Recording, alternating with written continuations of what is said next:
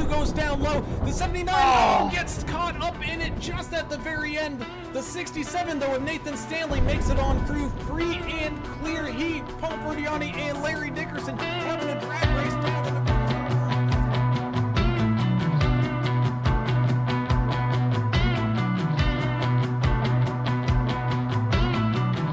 for one last attack, getting underneath him, not quite able to make it stick, having to lift once again.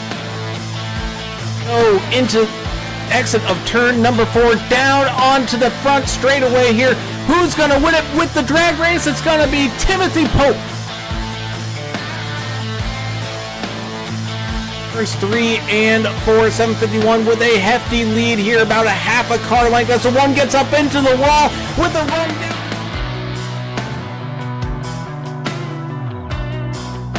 200 feet. It's going to be a close one across the line.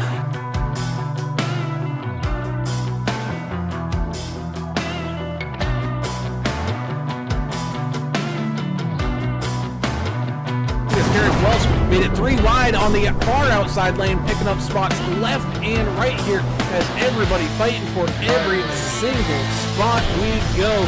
Coming across the line, white flag. So here we go, final lap.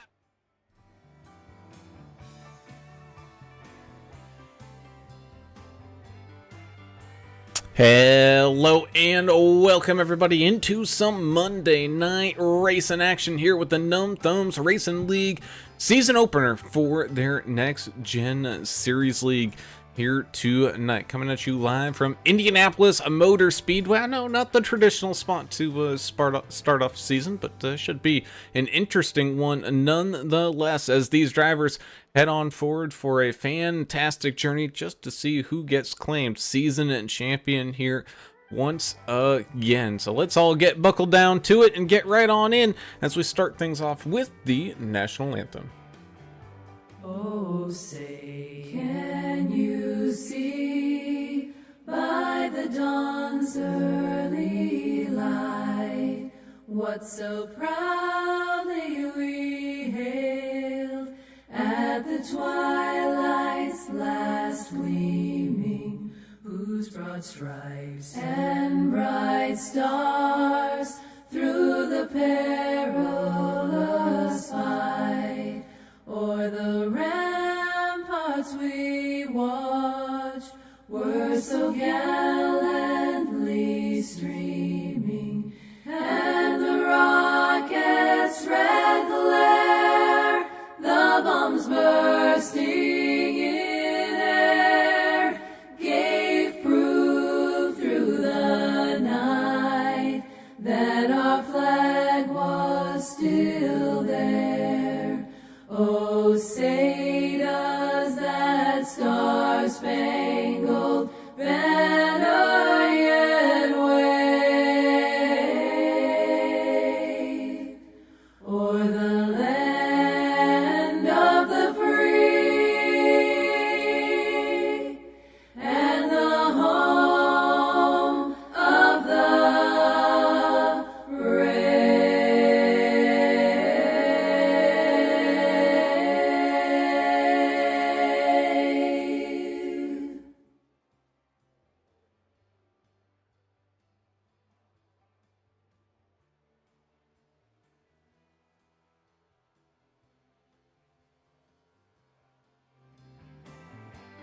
And welcome back. As always, we have to say a huge thank you to the proud sponsors here of the NTRL, such as Davidson Builders, the premier custom builders up there in that northern New Jersey area.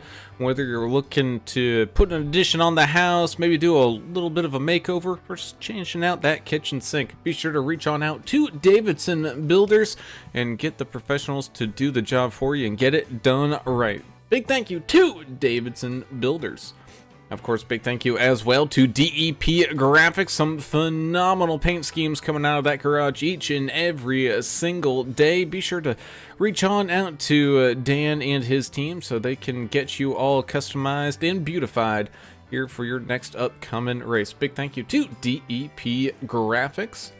Big thank you as well to Sim Gear Central, some amazing button boxes to help aid you in whatever sim experience you're looking for, whether it's flight sim, truck sim, farm sim, iRacing sim, or even the Sims. Let Sim Gears Central amazing button boxes work for you. Big thank you to Sim Gear Central. Big thank you as well to Track Bar Media with great photo and video edits of real life and sim life racing, as well as some customized apparel and all that other stuff. So be sure to head on over to Track Bar Media to check them on out. And of course, Beadle's custom car carriers. If you're into the model trucks and all that kind of things, be sure to pick one up here today because they always look fantastic. And if you're a real life truck driver, man, he can paint you up your own very rig just based off of pictures that you might share with him. So be sure to head on over to Beadle's custom car carriers to add to your collection here today. As always, I am Alan Brown, and I am joined by my partner in crime up here in the booth, the brewmaster in general, Mr. Alan English. Alan, as we get another season kicked on off for the NTRL, a very tricky task for these drivers to get started here. Normally we see Indy about, midway through the season once everyone's gotten comfortable with the car and all that kind of stuff. But man, they're jumping right into the hot seat here tonight. Yeah, man, it's a challenging track. It's really hard to pass here. There's not much banking in these four turns, four actual turns, not two big sweepers. So yeah, it's a challenging track for sure, and it just wears the crud out of these good years. So these guys are going to be screaming for tires here after only a couple of laps. So, but it's all about pacing yourself, taking care of your car, and being aware of your surroundings and racing the racetrack. So, yeah. Where you're at in the running order and stuff. That is going to be what it is. But like I said, it's hard to pass, and it's hard to get hard to get some decent lap times on old worn out sets of tires. That indeed is down there on pit road, our official anger management specialist in the house for a start of one of these things. Man, glad to have you with us here, Mr. Adam Turner, coming at you live from down there on pit road. And man, the drama and all that stuff from last season, which was over 2 months ago, has officially gone away, and it looks like some new stuff is starting on up. Yeah, spring has sprung. I've forgotten how to even turn the thing on here. I'm registered as a driver, so I may just jump in for fun and take somebody out to start the drama for the season. I mean, I have my wheel right here. I still know how to turn it left a little bit. So this track here, though, man, it's a trip. It's so flat. It's definitely not meant for these cars. But they will make the best of it, and hopefully somebody gets into some kind of massive fight. I don't know. Somebody yells at somebody, and maybe somebody gets a penalty. I don't know. But let's have some fun tonight. There's 90 total laps. It's 2.5 mile track, so that's going to be a long race. Here's my problem with the race. Zero fast repair. That's an issue. 65% fuel. 3 total sets of tires here at Indy. It's so flat. I don't know how they're going to do it. 18 incident points, you get a penalty. 6 incident points, you get another penalty. And here's why. I don't know how they're going to do it. The track temp is 125 right now. So the air temp is not. It's 78, but the track temp is what counts. That's where that tears that rubber up. Man, I know you missed last night, but I mean, even Daytona, it was 70-degree air temp, but when we started, it was like 130-degree track temp. So the heat wave continuing to spread on out across the virtual world of iRacing as we take a look here at tonight's race info. Beautiful sun, shiny skies. So these drivers not having to deal with any adverse weather or anything like that, taking on this fantastic 2+ mile racetrack here in Indianapolis. Bringing us down to tonight's key to the race, and normally it's typically just start off strong, get a good finish, but man, here tonight it's something a little bit more special than that. It's you got to get into a comfortable spot. You got to find a little bit of clean air for yourself, make sure there's really no one else around you, because this one's going to be kind of much a grind fest. You just got to put those laps in and put them down. It's a rhythm track, really. I mean, you get out there and you find your rhythm and monitor that tire wear. You're going to be backing up your lift points and your braking points throughout the race, and it's going to be like you say, it's going to be a marathon, not a sprint. It's going to be grueling for these guys out here today. That's for sure. And what tends to happen here, which I don't like, it spreads out. Really don't see too much craziness happen. Maybe we'll get lucky and see some good battles. It'll spread out, and then we'll have a green flag pit stop, that turn makes it a little bit interesting. And Indy's not my favorite, but we are turning left instead of right, so I'm cool with that.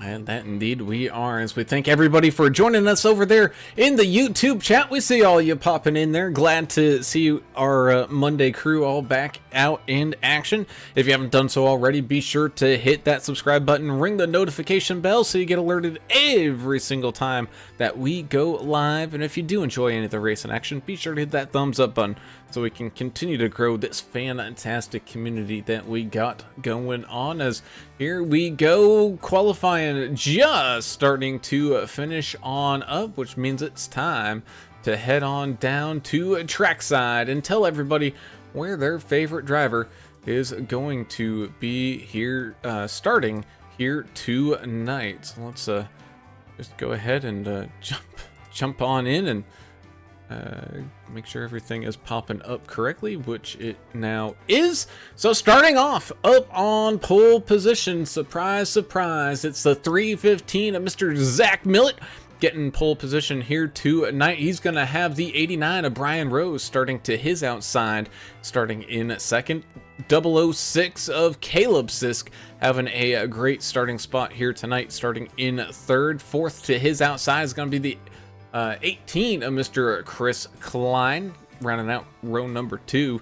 You got the 64 Joe Hogger qualifying up inside of the top 5 here tonight, with the 41 of Mr. President Chris Gomes to his outside in 6th. 7th will go to the 49 of Ryan Walter, and the 7 of Chris Muth Jr. will start next to him there in 8th.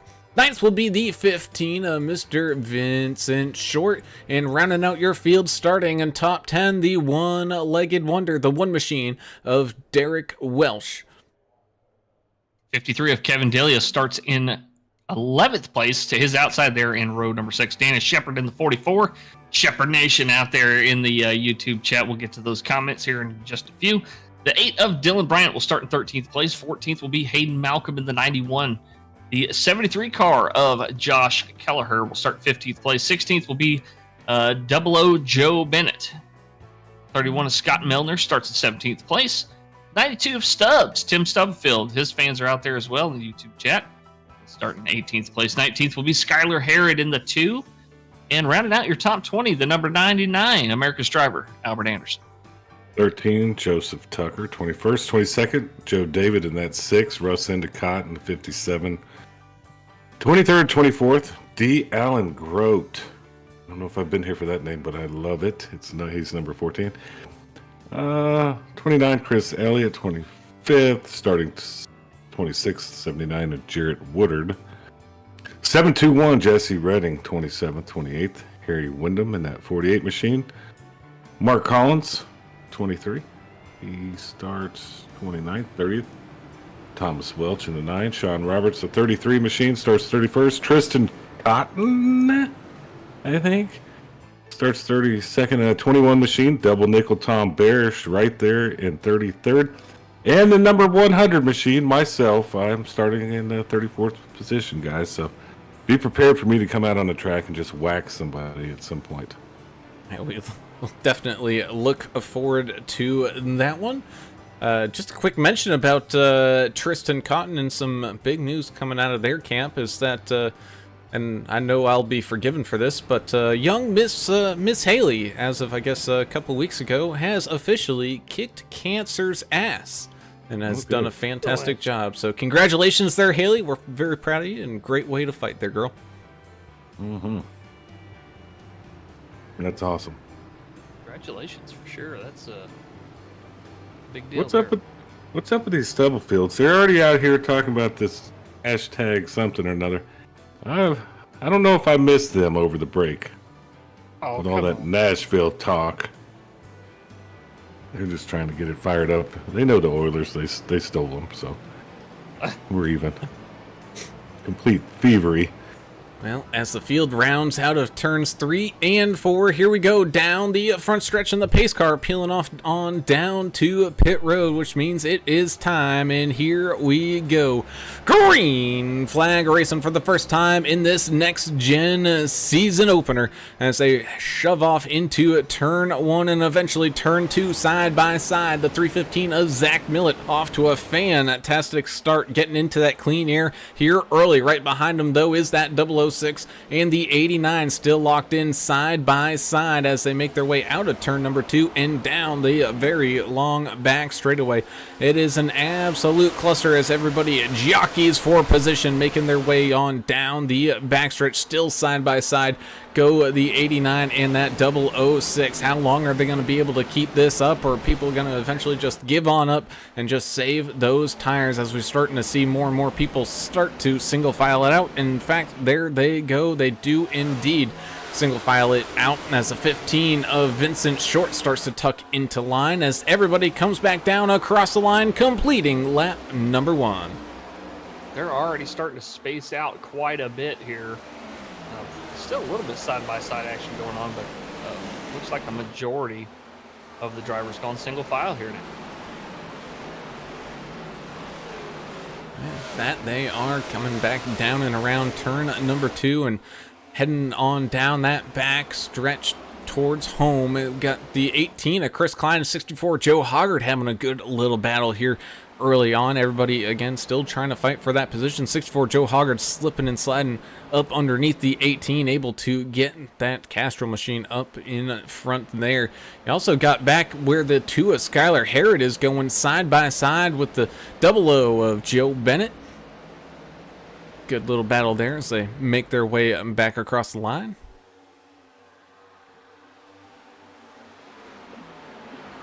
Single filing out English is kind of like what I was saying. We got a couple battles. There's a bump right there with the 15. That was 15 fun. and 41 Chris Goins there. That's Vince Short and Chris Goins kind of going at it. Maybe somebody will fight off of that deal.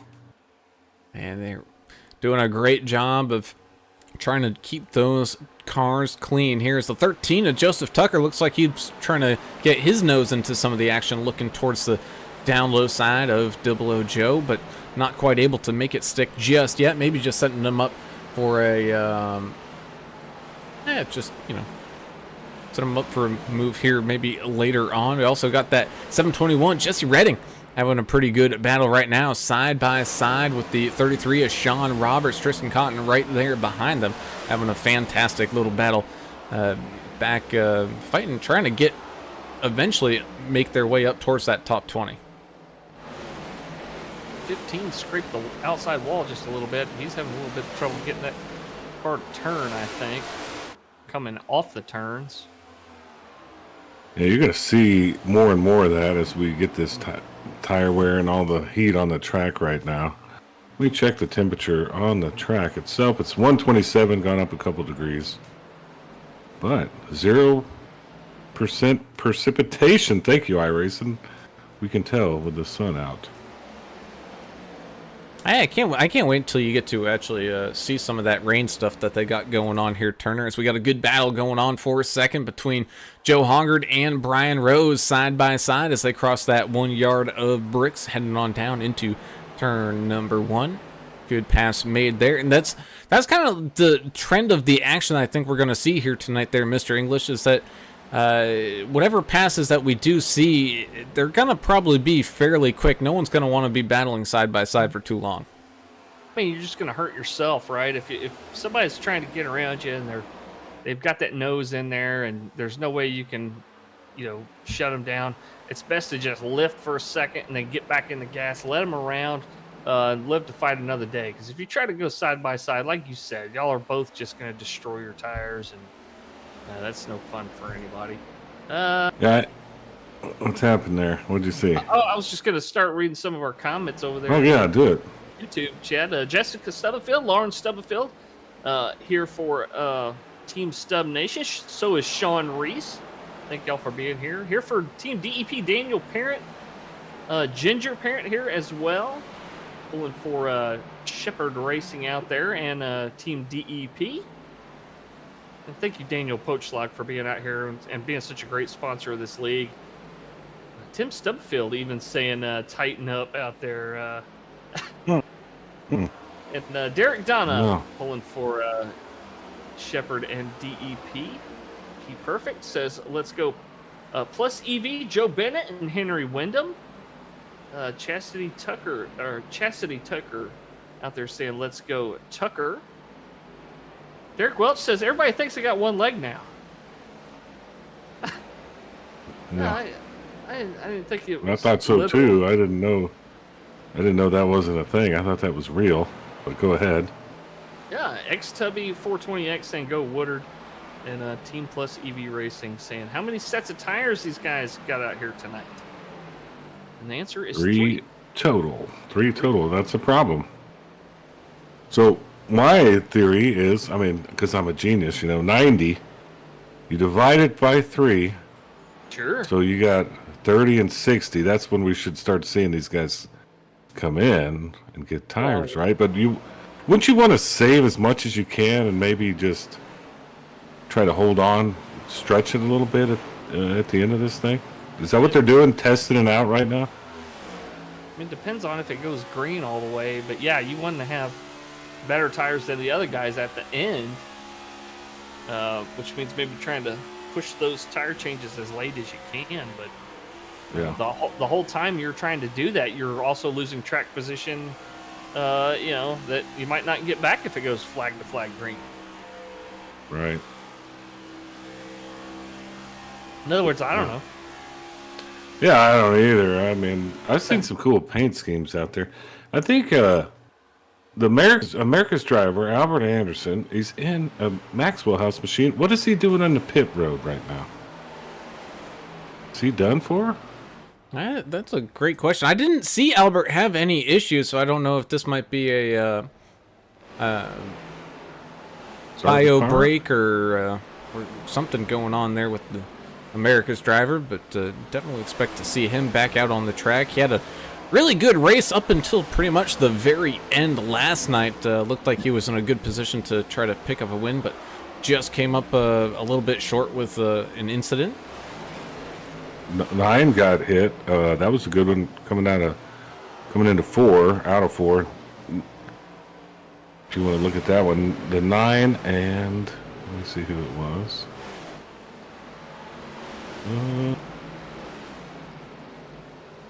What is that? Joe David. I think they collided there. Yeah. 1 out of 4. Yeah, Joe David hit the wall. I've been seeing. You got it, Brown? Yeah, I did not, and I don't have a little marker saying that they made contact, so I can't go right back to it. But these drivers having a very difficult time with this track temp here tonight. Seen a lot of drivers overextend their turn just a little bit and snag that outside wall. A couple of moments ago, we saw some almost 3 wide as people were in the middle of being passed and getting caught up against that outside wall and caught up on the inside, trying to make sure it stays down on the inside. So, man, these drivers definitely are making their getting their money's worth of driving here tonight. Saw Albert Anderson. He can't. Man, it looked like he just did a pass through. I thought you have a maybe penalty? Is he back out there?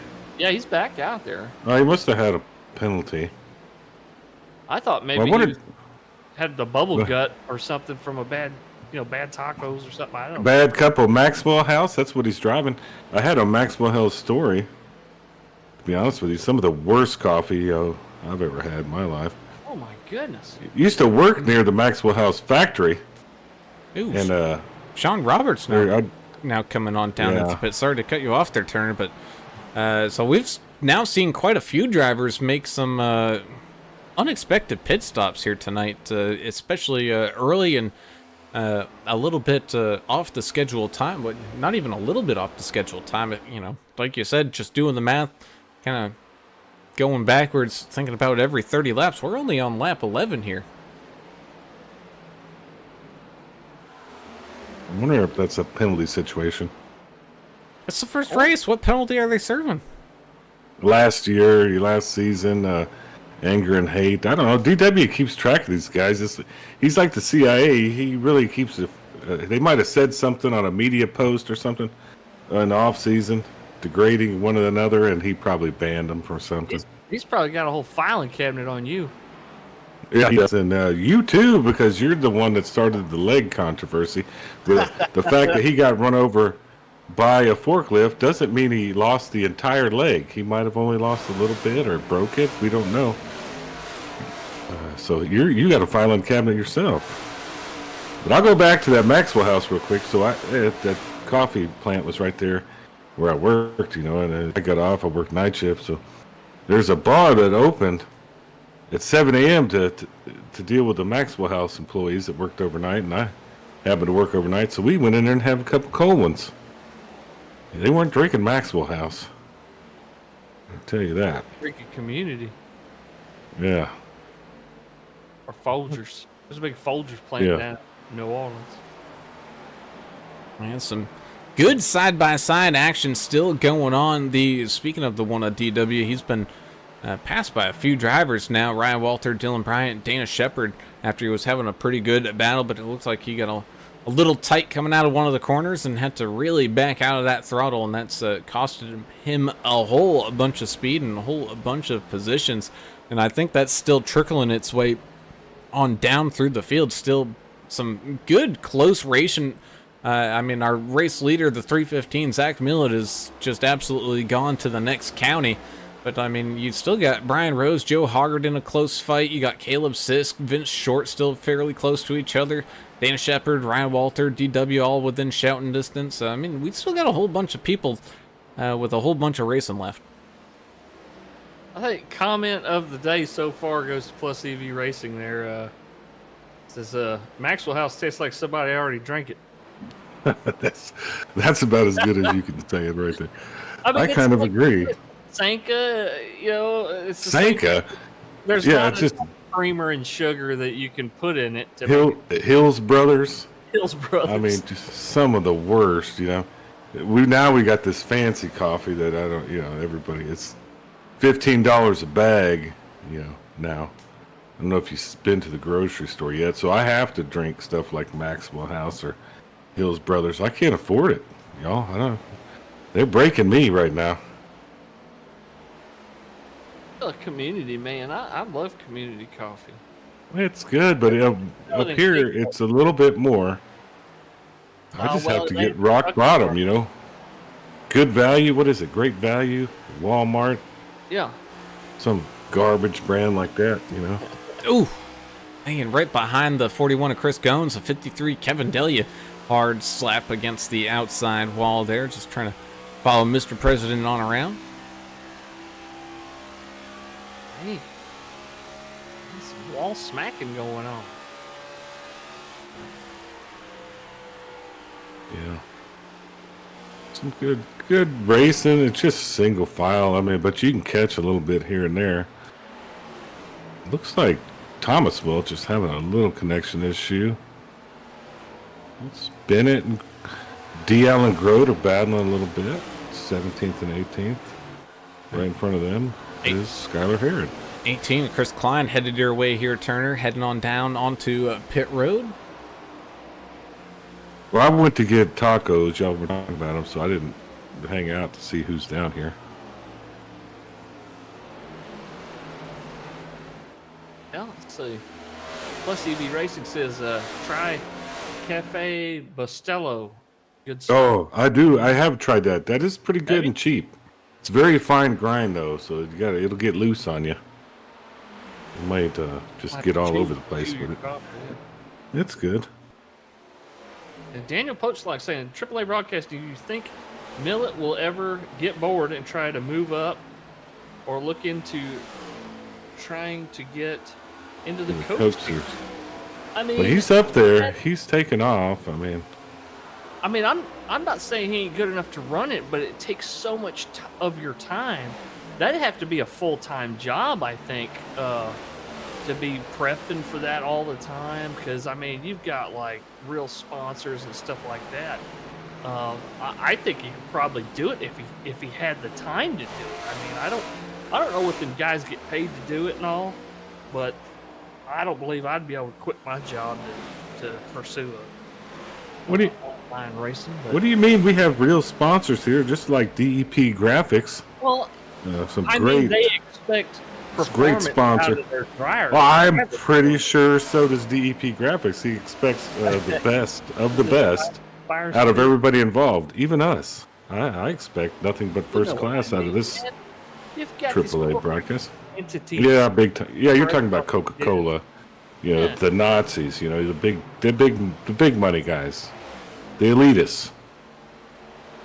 Sean Roberts has manually disconnected. Oh, as we got one going sideways to 64 at Joe Hoggard. Ooh, getting tied on up, and we're going to get re-tied on up here as the caution flag comes on out. I didn't see that one coming. Caleb Sisk owned it. He said that one's on me. You know what? And it was going to happen, but there was some netcode involved. Joe Hoggard, at I don't it, think bro. had damage. I don't think he hit the wall at all. If he did, it was very, very slight as they were side by side. And oh yeah, it was netcode, but I agree with you there, Turner. I think they were gonna hit.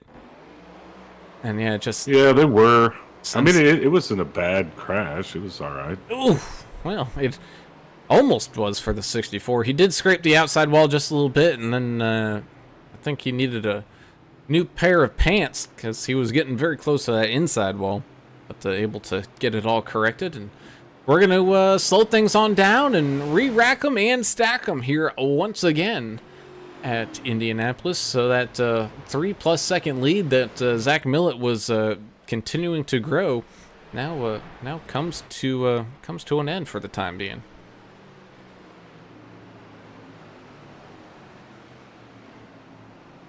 I mean, they're talking about caution shots. English, are you already doing one? Is that why you're quiet? Oh no, I'm just contemplating the meaning of life over here. I do that like all the time, you know. I don't have the answers. Like, what are we doing here on this planet? I mean, is this a simulation all the way? It's everything. Have you ever seen like a glitch in the Matrix? Like when there's a video and somebody's just like paused there and everything else is happening? You seen that? Some weird stuff, you know. Not while sober. No. No, I mean it's for real, and then I start to getting in on all the, you know. I don't really think. So we just had they're pitting, Brown. I know if you want to talk about some other stuff, the pits and stuff. Let's see if they get some tires, and I got a little moon story for you. Yeah, I mean, this is kind of an interesting time because this is about 10 laps before they were scheduled to come into the pits for some of their tires. So it'll be interesting to see what some of these drivers, in fact, do plan on doing here. I mooned one time. I was on my way home from work by some high school kids. Get some fuel. Fuel only?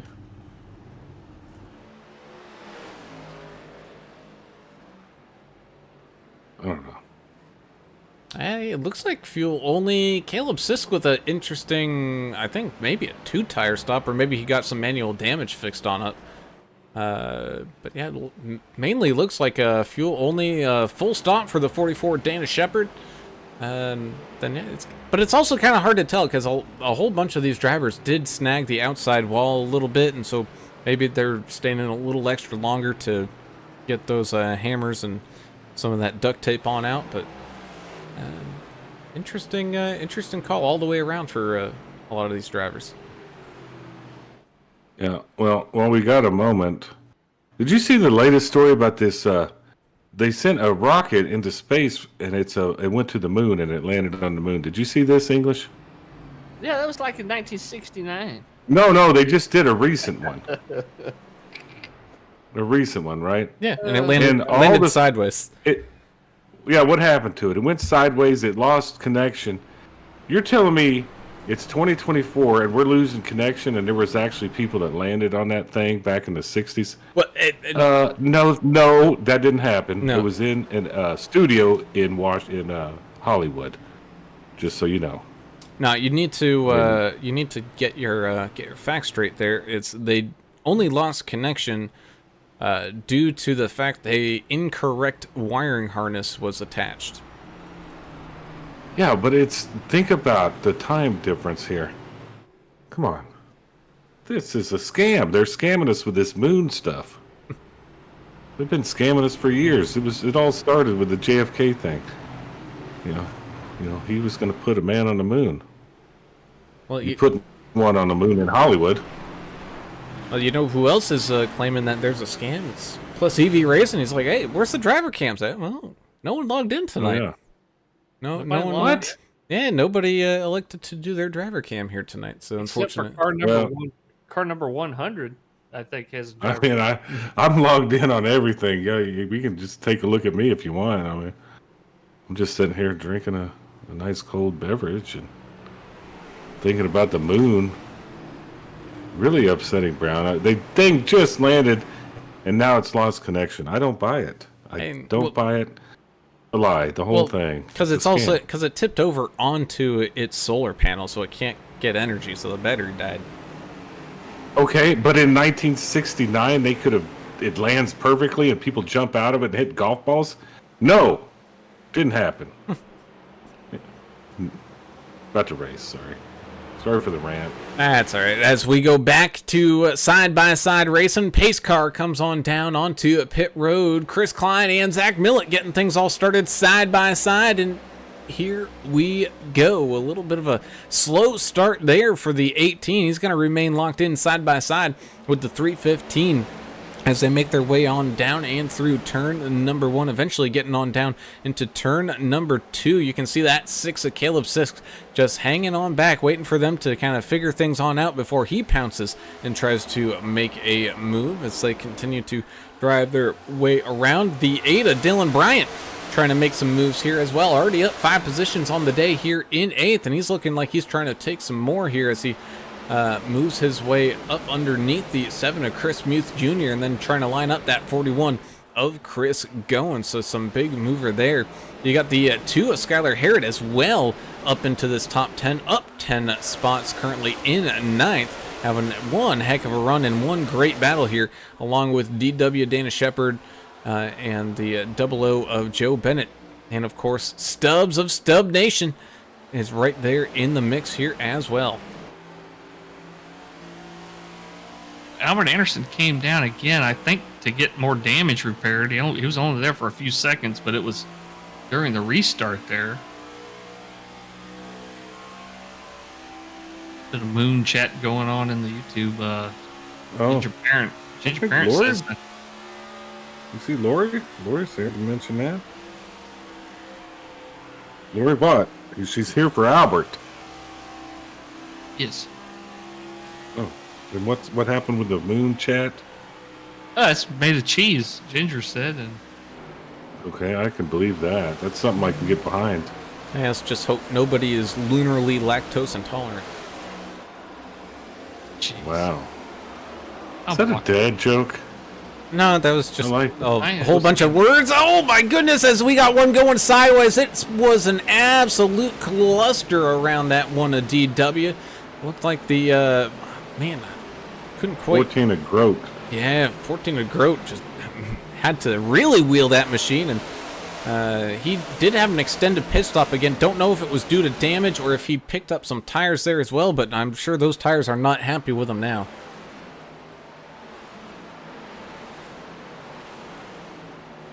Oh. But yeah, I don't know exactly what happened. It looked like there was a kind of a checkup in the midfield because they were too wide for a couple of rows, and maybe people just not expecting that much of a checkup, and a whole bunch of people were getting into each other. Right at about a fourth of the way through this race here. Jessica Stubblefield says that Mia and Asher say, "Go Timmy." So Tim Stubblefield got some young fans out there cheering for him. Thank y'all for being here, Mia and Asher. So if the moon was made of cheese, Don't you think the people from Wisconsin would have already put like their build like a rocket ship out of kegs and been living up there already? Now, see, I could get behind that. No, they would have blown it up because it's competing with their cheese. So Oh, it's not Wisconsin cheese. that's right. They'd blow it out of the sky if they That's could. probably true. Well, My thoughts on they could probably figure it out. You know, some C4, you know, some kind of whiskey or moonshine. Just light it up and blow the thing out of the sky. Sean Roberts with a little explanation there why he had such a short race. He's still suffering from the effects of a concussion. So Oh God. take care of yourself there, Sean. Concussions are no fun. And just ran a handful of laps here tonight. See you out there, but yeah, definitely take care and obey the doctor's orders on those type of deals because they're not fun. I feel like my whole life has been a concussion. You know, it's crazy. I've had a few of those. Yeah, We used to call it "get your bell rung." You know. Oh, big crash, Brown. Oh my God. Oh, goodness, Chris Goins. Oh, and people trying to lock it up and avoid them. Oh, my goodness. And again, no fast repairs here. Oh, man. There's going to be a few drivers that are going to be really struggling here the rest of the night. Ooh, we got some unhappy campers on the radio. I can enjoy some of this. Wow. Trying to see what happened here. And How'd that start? it's coming out of, oh my goodness, oh man, we need more, we need a hearse for Jones. yeah, oh goodness. Oh my gosh. Ouch. All coming out of turn number 4, kind of see what happens here. Drifted up the track. Oh no, the guy in front of him, looks like that's the 15. Gets a little loose and then gets sideways in front of him, goes up, snags the outside wall. The 41 moves down to the inside. Same thing with the 53, seeing what's happened. Then the 15 just kind of bounces off the wall, sends the 41 on down, and there's no protective barrels there at the entrance to pit road. And oh, just absolute yard sale for the 41. And you can just see everyone trying to check on up, and it causes a huge issue of people trying to slow down in time. 13 getting snagged up in it, and then there's also people like the 64. It's almost a complete stop out on the track and gets rear-ended. A couple of guys getting squirrely. Oh no, and then the 13 tries to back it up to turn it around and gets a piece of somebody there too. Yeah, the 15 just tried to save it and it snapped to the right once it caught and bounced off that outside wall. That was. Do you believe that? I mean, we were just talking about concussions. That would have caused a major concussion, if not death, right there for a real driver. They should have some kind of protective device right there. Should put a ramp there or something, I think. That would be cool. That would be real cool. Ginger parents said, I don't need the force feedback, a vibrating steering wheel to feel that one. You can look at it and feel that. That's something else. Lauren Stubblefield says that Olivia and Charlotte say, go Uncle Tim. So more fans out there for Tim Stubblefield. Thank you, Olivia and Charlotte, for being here. Yeah, as long as they don't like the Titans and just follow Stubblefield, they'll be fine. Got a little bit of a mix and choosing of people coming on down into pit road. A few people electing to take some tires and top up on that fuel. Kevin Delia, Dana Shepard, Josh Kelleher, Chris Muth Jr., Vince Short, Joe Bennett, Scott Milner, Joe David, Joe Hoggard, Joseph Tucker. We got a lot of Joes now. Goodness. Jarrett Woodard, Mark Collins, Tommy Welch, Tristan Cotton, and Tom Barish all make their way on down into the pits.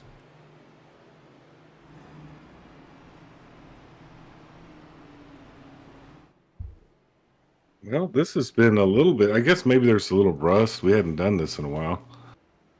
I thought we were just going to run laps here, to be honest with you. We've had a couple incidents, which have made it interesting and fun. Yeah, I wasn't quite expecting, like you said there, Turner, this this kind of result. But I think part of it is because typically whenever we race here at Indy, we do see a little bit warmer track temp, right around the 100 mark, but never even close to 120, 125, 130, which we're seeing here tonight. What did we see last night? 133 or Yeah. something at Daytona? At Daytona? Yeah. Yeah. It's a humidity down there. Well, no, it wasn't even that hot of a day. I think the ambient temp was right around 79. Nothing too crazy. Just that sun heating up that track, and these cars and trucks going just that fast as the lights on the pace car turn off, which means we're getting ready to head on back to some green flag racing here with Zach Millett and Caleb Sisk starting side by side. Brian Rose, Chris Klein, Dylan Bryant, Skylar Herod, DW, Alec Grote, Timothy Stubblefield, and I think Kevin Delia will be lining up here for your current top 10. Yahtzee. Just in time for the 1/3 mark here. The 1/3 mark, so maybe we all have tires here, maybe we don't. I'm not totally sure, Brian, but we're gonna find out. Hey, that we are, which is what surprised me, because I know like Millett and Sisk and those guys, that when they came down, they either took two or got damage and fuel. I'm surprised that they didn't just kind of even off those tires a little bit here to try to maybe get back onto schedule. But hey, we're not the ones driving and doing all the calculations here to figure this thing on out. We're up here and watching this thing. Yeah, I think those two know what they're doing for sure. They are been the class of the field, especially Millett. I mean, this guy is amazing. Just kind of picking up where he left off, I think. We're about to go green. Yeah, at least trying to here as the green flag comes back on out, and here we go. Green flag racing here once again as the field crosses that 1 yard of bricks here at Indianapolis Motor Speedway. Side by side they go down into turn number 1, still side by side. Oh, the 6 machine getting just a little bit loose, almost snagging the outside wall, but that momentum's also going to carry him clean and clear of the 315 as he had to check up just a little bit and take away that number 1 spot for the first time here tonight. The 315 not sitting in the lead. Chris Klein right behind him, side by side with the 89 of Brian Rose, almost getting a little right side romance involved in there. It's always kind of fun on the restarts to see where everybody shakes out. This is where you get a little bit of battles, some mayhem. There's somebody hit the wall there. I had to avoid that guy and the number 92. Is that Stubb that hit the wall? Oh, Hey, Stubbs. Stubbs drifting up just a little too high. Didn't look like too heavy of a contact, just enough to maybe throw a little smoke out the back end to scare some drivers behind him. But everyone's still doing the big old shuffle duffle and trying to figure out where they're trying to get their cars up to, as we see a good battle here with the 57 of Russ Endicott and the 21 of Tristan Cotton going side by side, battling, trying to get up into that top 15. Skylar Herod in the 2 still trying his best to climb up and get to that back bumper of the 89 of Brian Rose. You got the 44 Dana Shepard, your current reigning next gen champion, having a pretty good run here as he's going side by side with the 14 of D. Allen Grote. I did talk to the 44 of Dana Shepard here before the season started to ask him, like, hey man, when you running the real car this year?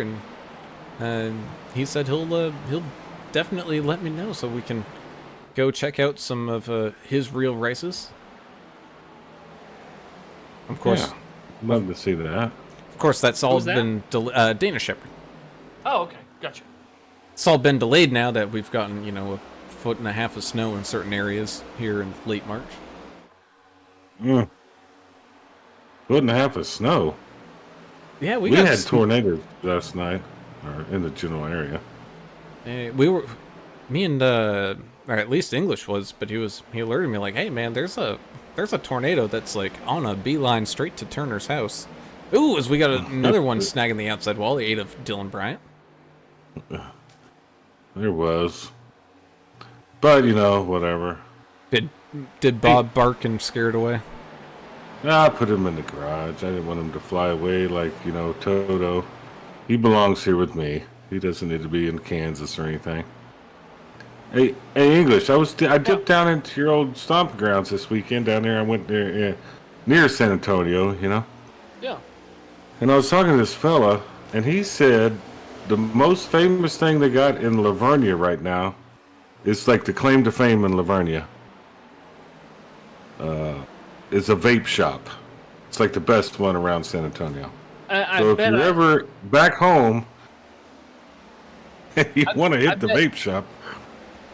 I bet I know what building it's in because there's one building on Chihuahua Street that's been like 20 different things since I was a kid. And it's never the same business more than once.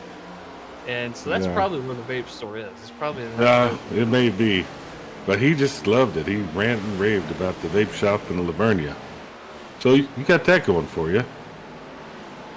Yeah, so we had some side-by-side there with the 53, the 2, the 44, and the 7 as the 7 actually snuck up and snagged a little piece of that outside wall. Some good side-by-side racing there. And even back where the 6 Joe David is, he's having a good battle right now with the 29 of Chris Elliott, Tristan Cotton, and Ryan Walter inside of that group as well, as everyone kind of running around on a little bit fresher tires and maybe feeling a little bit more confident on how these cars are starting to feel. But we're again starting to see some of those lap times start to balloon just a little bit, getting close to that 1 second mark, approximately from a difference from their best lap times of the race thus far.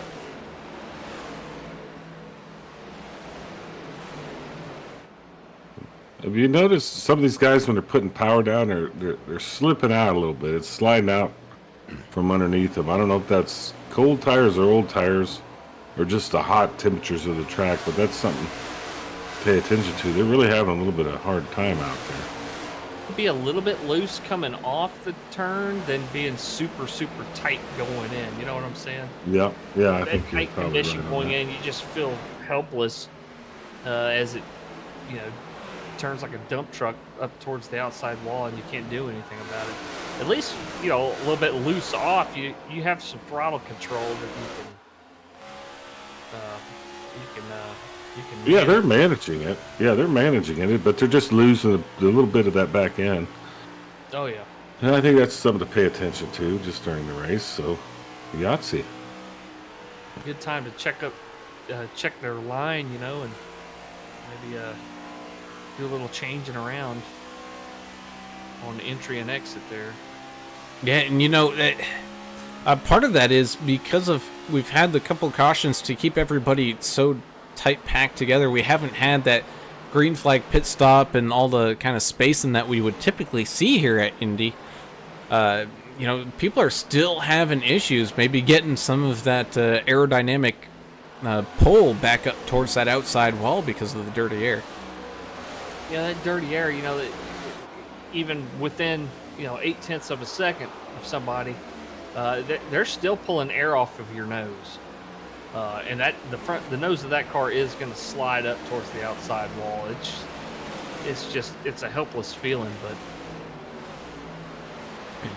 one of those things you can do is back off of the car in front of you just a little bit.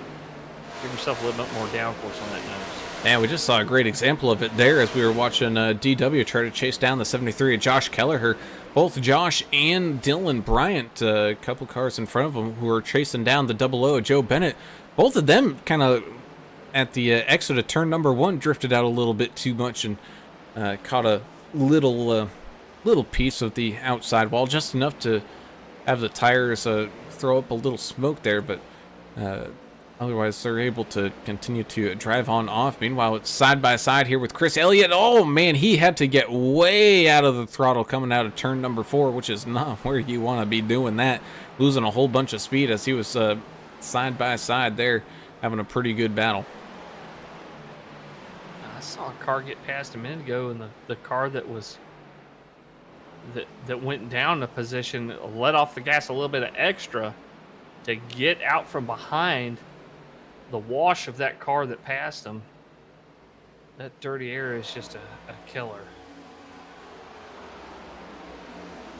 Yeah, you ain't kidding. It's the 31 and the 29. We're going side by side. It looks like the 31 is going to give up that position for the time being, trying to preserve some maybe longer run left in that car.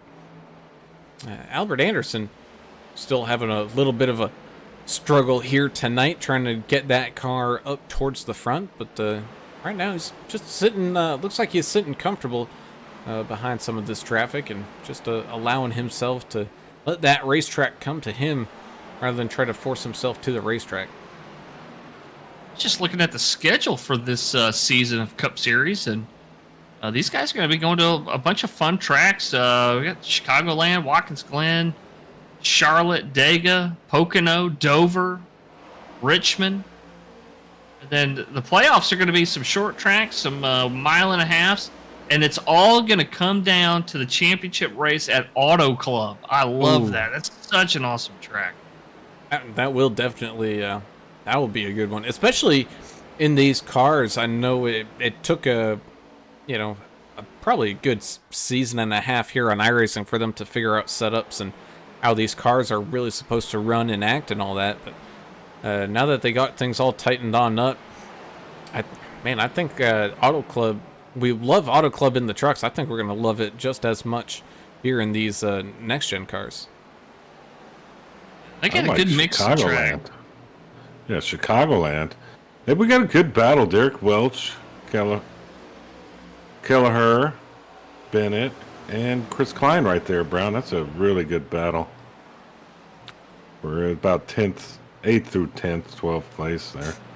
And it's the 18. Oh, goes up towards the far outside wall. Chris Klein getting really snug there. Loses a couple of positions and make that 3 positions as the one at DW is able to work his way around him. And that's the price you're going to pay here as the 18 says, you know what? I think these tires have had enough. I'm going to come on down here and maybe change them on out for some fresh rubber. Guys aren't even to halfway through this Indianapolis race yet. Yeah, a couple laps. Do what? Couple laps. Yeah, we're a couple laps short. Well, speaking of Chicagoland, that's going to be my favorite because we'll go on statistics that week. We'll see how many people the weekend before got murdered in the general area. And we'll talk about their gun reform efforts and all the great stuff it's doing there. What a wonderful place. I think the track is kind of fun, though, from what I remember. Yeah, they got a good mix of tracks, mile and a half. So they got a couple short tracks. Of course, Watkins Glen, the road course there. Pocono, which is a really, really neat racetrack. Well, that's a divisive track is what that is. But they really kind of brings out the anger. Brings out the anger in you, yeah. Yeah. But it's good they're doing a variety, you know. Yeah. I like it. Hey, And New Atlanta. Very cool. Tommy Welch having some issues down there on pit road. Had to jump to his pit box as we look behind the 53 Kevin Delia, but you see the 44 Dan Shepard continuing his charge up the field. This is what he does. He's just a steady Eddie kind of guy. Just keeps on moving his way up the field. He doesn't necessarily have to be the fastest, but at the end of the race, he puts himself in a position to win, and that's exactly what he's doing right now, moving his way around that 006 of Caleb Sisk. And Shugu out there saying, let's go Team Skunk Works. Yellow's out. What is going on now? Oh, Chris Elliott. What? Right turn racing? Having a bit of an issue down there on the front stretch near pit road. Goodness gracious. Let's go ahead and see what happened with him. And it looks like he got snagged up with somebody. Jump on up to our chopper camera here.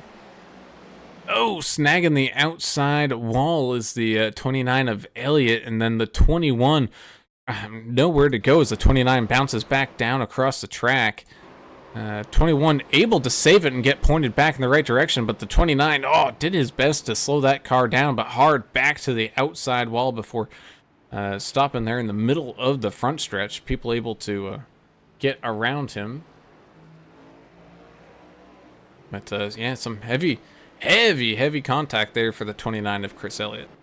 Well, and think about this too. The front stretch there, you've got that pit wall that's right there on your left. You got the outside wall to your right. There's not a lot of room to escape right there. If you get a car that's sideways on the front stretch, it's really hard to get around them without clipping them or scraping the wall or whatever. So it's definitely not the place to be when you're having a wreck there. Just the back stretch, even the turns, you've got the grass there. You've got that little access road. This as opposed to the place to be, which George Costanza made in his son's old bedroom with the pool table. Oh, yeah, Frank. Yeah, George's old bedroom, Frank made it. Yeah. The place to be. It's the place to be. The Played maestro. pool with the maestro. Yeah, that's true. Seinfeld references for everyone that probably too young to understand. There are a lot of pit takers here, Brown. Yeah, it doesn't surprise me. We saw quite a few drivers not take tires or anything.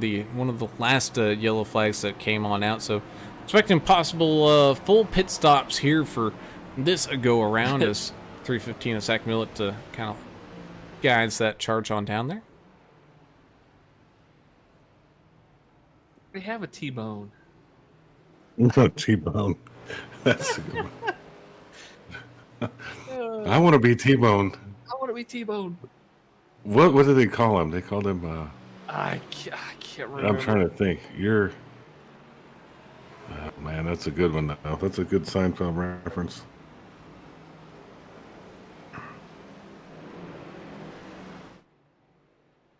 Someone who elected to stay on out because he had just pitted is the 18 of Chris Klein, so getting the benefit of the caution here. He's going to be starting up at the front.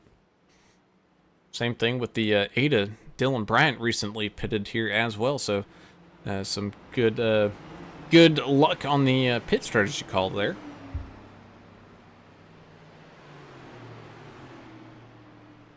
Yeah, Joseph Tucker racing in tonight's race here. Nick out there saying there's a Tucker in this series. Hell yeah, that Tucker was fast last night until that last crash with no yellow.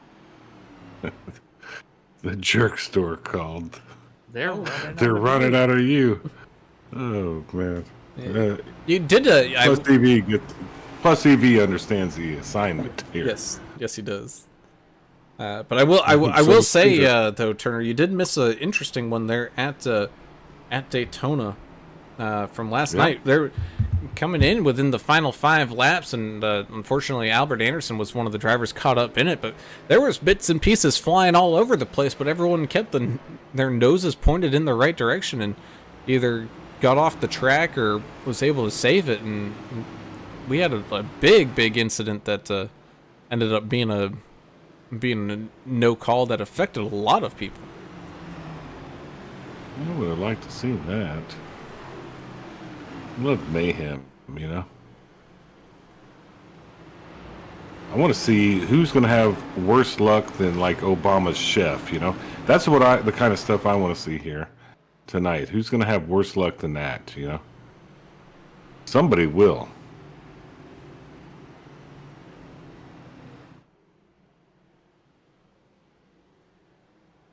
Nick also saying out there, expect to see that 88 in victory lane sometime this season with these with the truck series. They're running on. You guys got real quiet on. You got real quiet on me, man. I'm just trying to bring back some. Keep. Just trying to have some fun.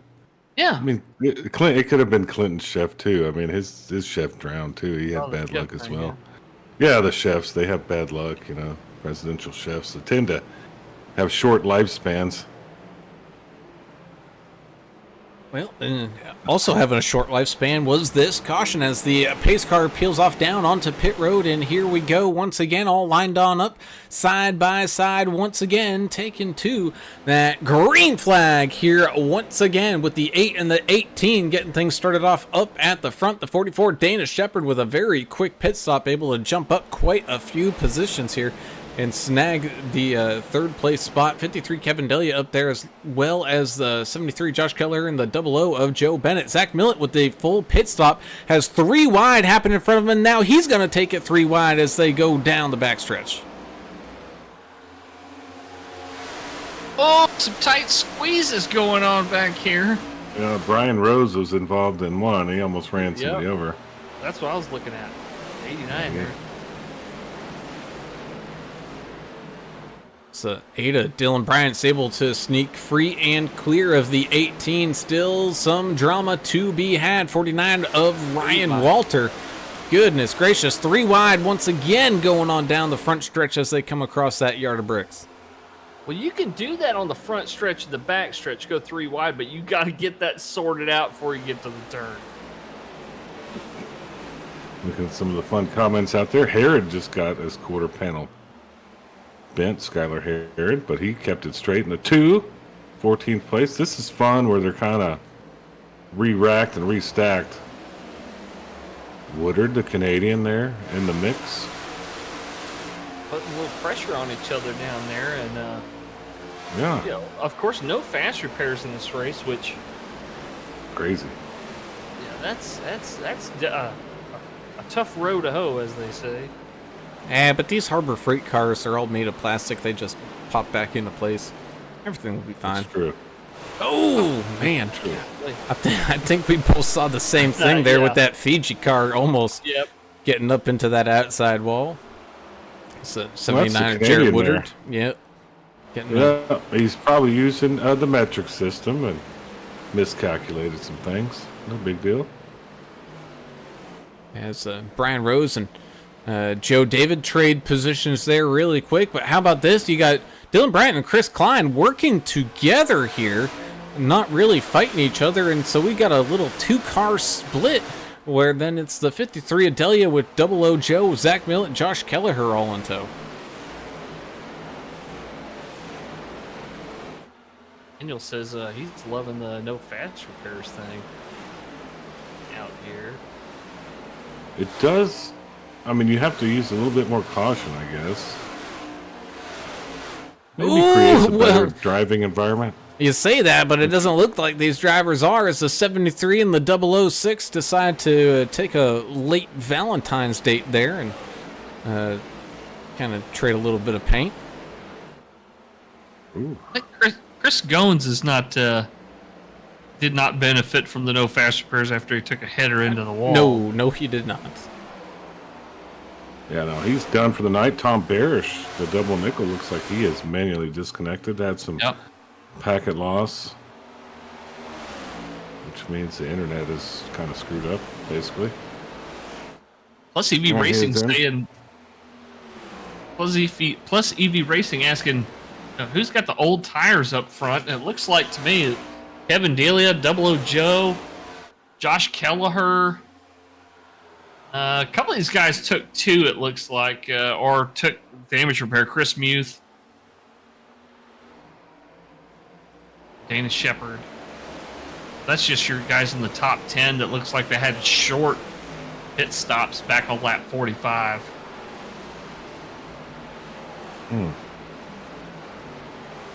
Well, it looks like Lucky Dog at this point in the race would be Albert Anderson, America's that's driver. what I got. Albert Anderson, yeah. He just missed out on the last one by a couple of seconds.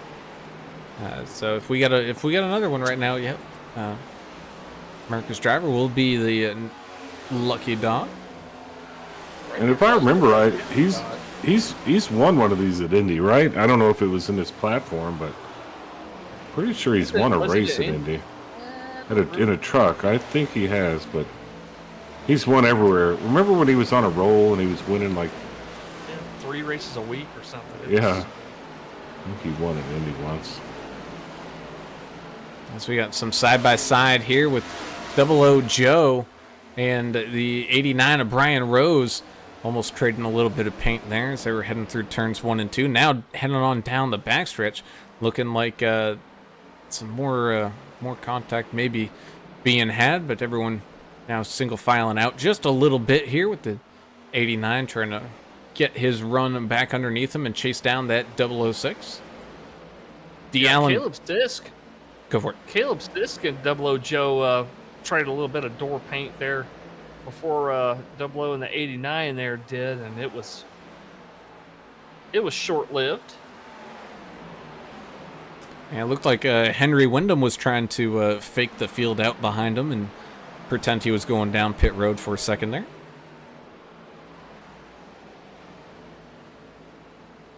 Henry Wyndham, is he thrown to the Wyndham hotel chain? I mean, is he an heir to that? Wyndham has fallen off a little bit, by the way. I do not know the answer to that. I'm just going to go with yes. Okay, good. I'm glad that he's... Ooh, some check up there in front of Stubblefield. Yeah, that was Woodard. Woodard again got a little sideways, I think. Is it Woodard? Yes. Yeah, in the Fiji car. We just need to put him in like a Maple Leaf car so we know it's him, you know? Or like a syrup bottle or something. Yeah, he is our lone Canadian here tonight. I know. I wonder how it feels to be like Canadian and with all this America, you know, around you. Oh, man, and he hits the outside ball pretty hard there again as he was going side by side with the Mac Daddy Mark Collins. So having some issues here tonight for that 79 machine. He's definitely not feeling very happy in that car right now. You got the 73 and the 44 going side by side. I think the 44 with the tire strategy there starting to really fall off and kind of affect him right now, but he and Josh are going to trade places for the time being. Meanwhile, here comes that 89 of Rose, able to sneak his way around that 006 of Sis. Man, he got me last night with that too. I mean, that's a tricky thing to say. Ooh, somebody went down low there. I guess he's... Oh, Henry Wyndham. No, I don't know if he's just... Yeah, I don't know if he's getting loose and he's just trying to save that car or whatnot. But yeah, he definitely making use of all of what the racetrack has to offer. English, go ahead and just... I'm going to be down here. There's a pond I'm going to do some bass fishing in, and it's by the golf course. You come down here and see if we can catch a lunker. Where at? Right here in the infield. Don't they have a big pond with bass in it and a golf course? I mean, it's Indianapolis, man. I know they do at Daytona. I didn't know they had it here, too. Yeah, I think they do. They have a golf course and all kinds of stuff. How do I switch to static blimp? I don't know. Find us a fishing hole. Well, I'm in the middle of the race, so I can't actually look. Well, my question is, when are you going to get that car out on the track? Is it going to be like after the checker waves? Are you going to... I'm thinking about lap... It's a 90-lap race. Let's do about 83, right? That's probably when I should get warmed up. Well, you should at least get in the car that way, you know, because you're not going to be able to get in the car after the checker. You're going to have to get in the car and sit there and wait for the last couple of laps, and then you can run out there and do donuts with the winner or something. That would really throw them off. They're like, why don't I just hit somebody that I don't like? I mean, who do you not like? I like all these guys. We want to do this again next week, I think. Well, no, if I hit anybody in this league, it'd be DW. I'd love to just give him like a tap, you know. I don't know. It just seems like he deserves it, you know. He just needs to be run over. He needs a little humbling, you know. Good night. He's got 2 legs now, so he needs to be taught a lesson. That I just don't know. I mean, But he would be the target. I'm going to be honest with you, or Stubblefield. To be honest with the Titans whole thing. Maybe Stubbs. He's an 18th. Plus, EV says the golf course is called the Brickyard Crossing Golf Course. So you were correct. I thought so. I wonder if someone's made it into a PGA Tour 2K course yet. I guarantee you they have. I will look I don't for it think we've though. played it. No, we hadn't played it, but I will look for it. It's a fun game. It was a simulation of golf, by the way. Oh, Not yeah. really a game. It's not a full I don't do video games. Ooh, Oh, somebody's they- in the wall. 6 is in the wall. Well, here we are with getting kind of close to about 30 laps left to go. We're going to take a quick step aside so we can share a special message from our sponsors here to you. And when we return, we'll have the closing action from this hot action track of Indianapolis Motor Speedway for the Numb Thumbs Racing League Next Gen Cup Series season opener here tonight.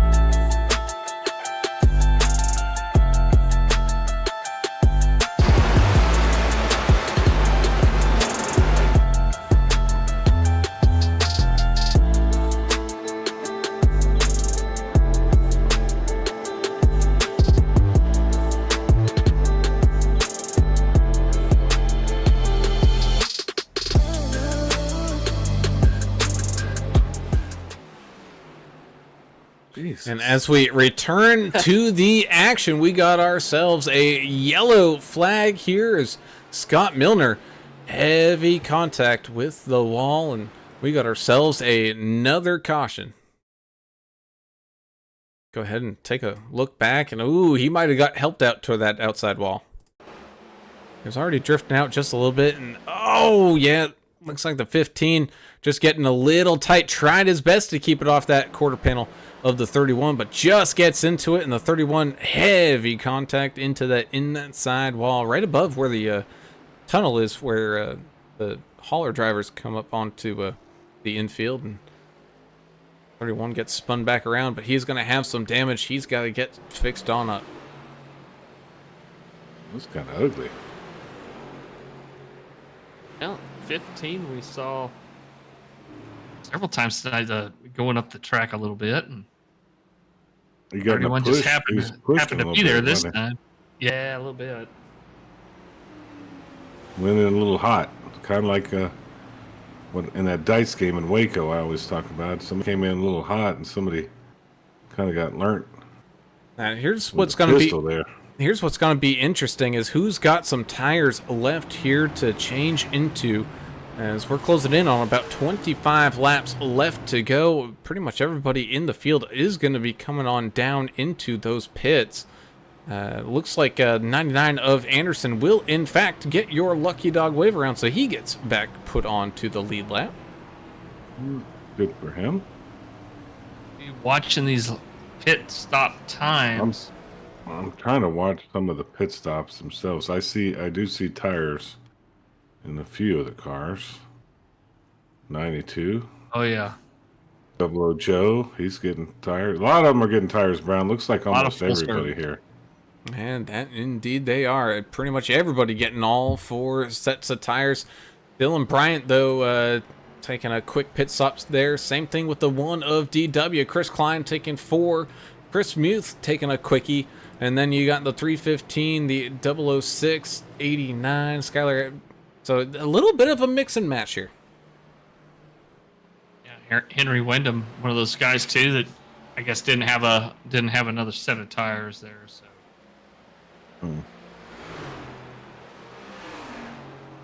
this is going to be a fun finish. Whoa, 14 off in the grass.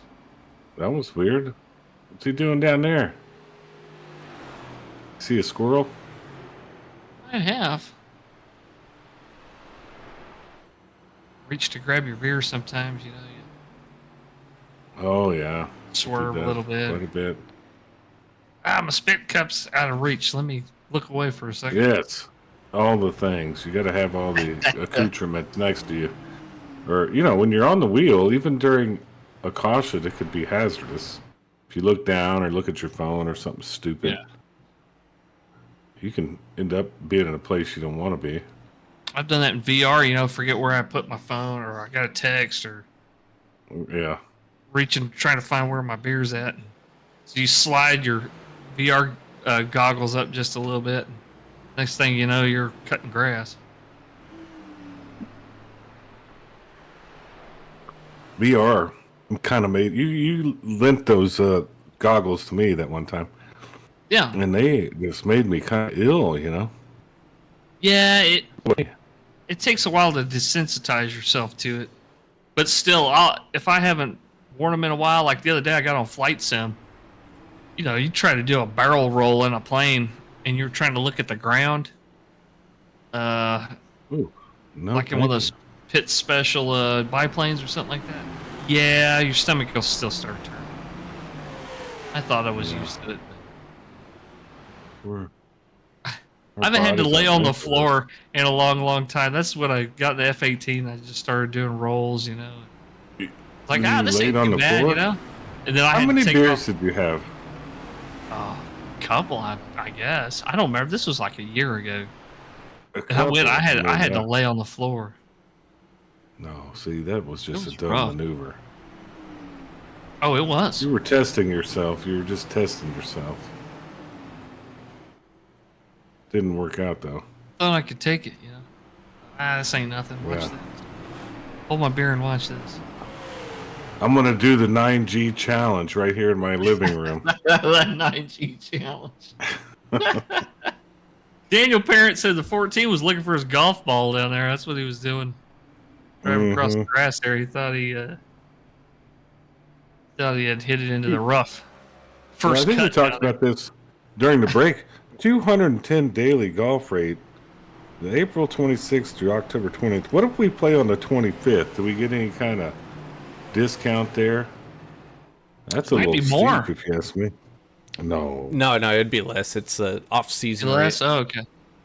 Yeah, we got to play in the winter, guys. Winter rules apply. I always like that. That way you can move your ball around a little bit, you know?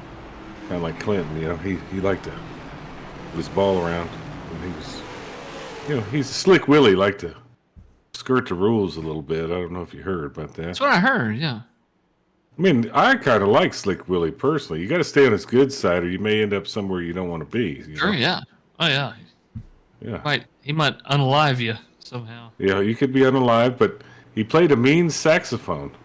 He did. He did. I remember Yeah. that Yeah. late night show.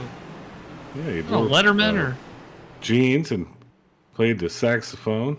and a sweater. I think he was wearing a turtleneck sweater. He was a fan of the sweaters. His brother was kind of like the brother of Jimmy Carter, you know, The Billy Beer. the guy that was just an outlaw. Yeah, his kind of brother Sure, was an yeah. outlaw, but whatever. Just fun history to talk about. And His we're car's in. about to start making some history here tonight, as well as the 8 Dylan Brandt and the 1 DW get things started off side by side as they come back down across the line. 23 laps left to go as the 8 gets a great jump on that restart. That's allowing the 1 and the 18 to go to battle. 18 trying to figure out a way to slide up underneath the 1 as the 1 snags a piece of the outside wall, bringing them even closer together. 315, Zach Millett just waiting for an opportunity to pounce and try to jump back in front of these guys. Brian Rhodes is right there with them as they stay locked in side by side. Great racing up front by these guys. I love to see these competitive race car drivers battling it out like they are. Yeah, Chris Muth and that Busch Light, awesome looking Camaro just got passed by Sisk, but that's a good battle. Ooh, and the 2 machine. Oh, we got one slipping and sliding up at the front. Oh my goodness, the 8 machine. Don't know how he was able to save it, but he did, and he is pointed in the right direction, but he is slow down that front stretch, losing position after position as it goes 3 wide in front of him. Man, A alive. little big that for 8. his britches there, did he? The 8 looked like he was the guy to beat there, and now he got quite a few cars to pass again. It's one of those things you and I talk about a lot there, English, when we talk about strategy and whatnot and whether 2 tires are worth it or not. I think that's a case of the 2 tires maybe upsetting the balance of the car and it just snapped loose on him. Well, Yeah. and I think he was driving in this rearview mirror. I don't know what y'all think. He knew Miller was back there, and he got to push it.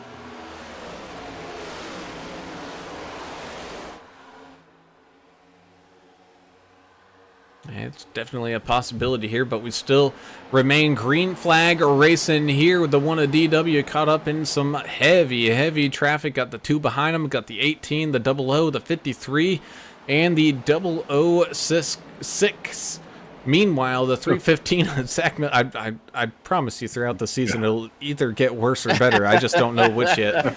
315 of Zach Millett has found his way back out in front, but close behind him is the 89 of Brian Rose. Looks like we have a driver taken to the inside apron line here just to make sure he stays out of the way of the lead lap traffic here. So thank you to whoever that is. 51, I believe. Rutabaga. Well, that doesn't make sense. I don't see a 51. Anyway. Man. Nonetheless, we digress. As the race in action continues to move on along, the 8 of Dylan Brandt still trying to get that car back settled underneath him, still losing a couple of positions here and there. Ryan Walter, Joe David, and Jarrett Woodard have all made their way up and around him now. It's the 73 looking back in his rearview mirror. You can see a battle between the 7 and the 49 going on. Some guys in the chat wondering if the 14 found his golf ball down there in the rough, otherwise known as the infield grass. And I don't think he did, because the pace limit They were doing 85 miles an hour under pace speed under the yellow flag. So I don't think he would be able to see it at 85 miles an hour. Now that doesn't mean he didn't, but I doubt I'd be able to see it even with my glasses on. Man, you know, as we got some side-by-side contact that happened between the 7 there. Oh my goodness. 7 and Joe I David. yeah, heavy. Well, I can't say heavy contact, but definitely some kind of dirt track leaning going on there. And a little bit of rubbing. Yeah, Rubbin's racing. All that is, that's just a little rubbing. And 9 of Tommy Welch looking to go to battle here with the 99 of Albert Anderson. But back to kind of your point there, English, about the golf ball thing. I walk the golf course and I can't find the ball half the time. You know, driving 85 miles an hour through it in a stock car with a helmet on and so many things obscuring your view. That's what the spotters are for. The spotters should have been able to tell them where that ball was. If they were worth a credit, you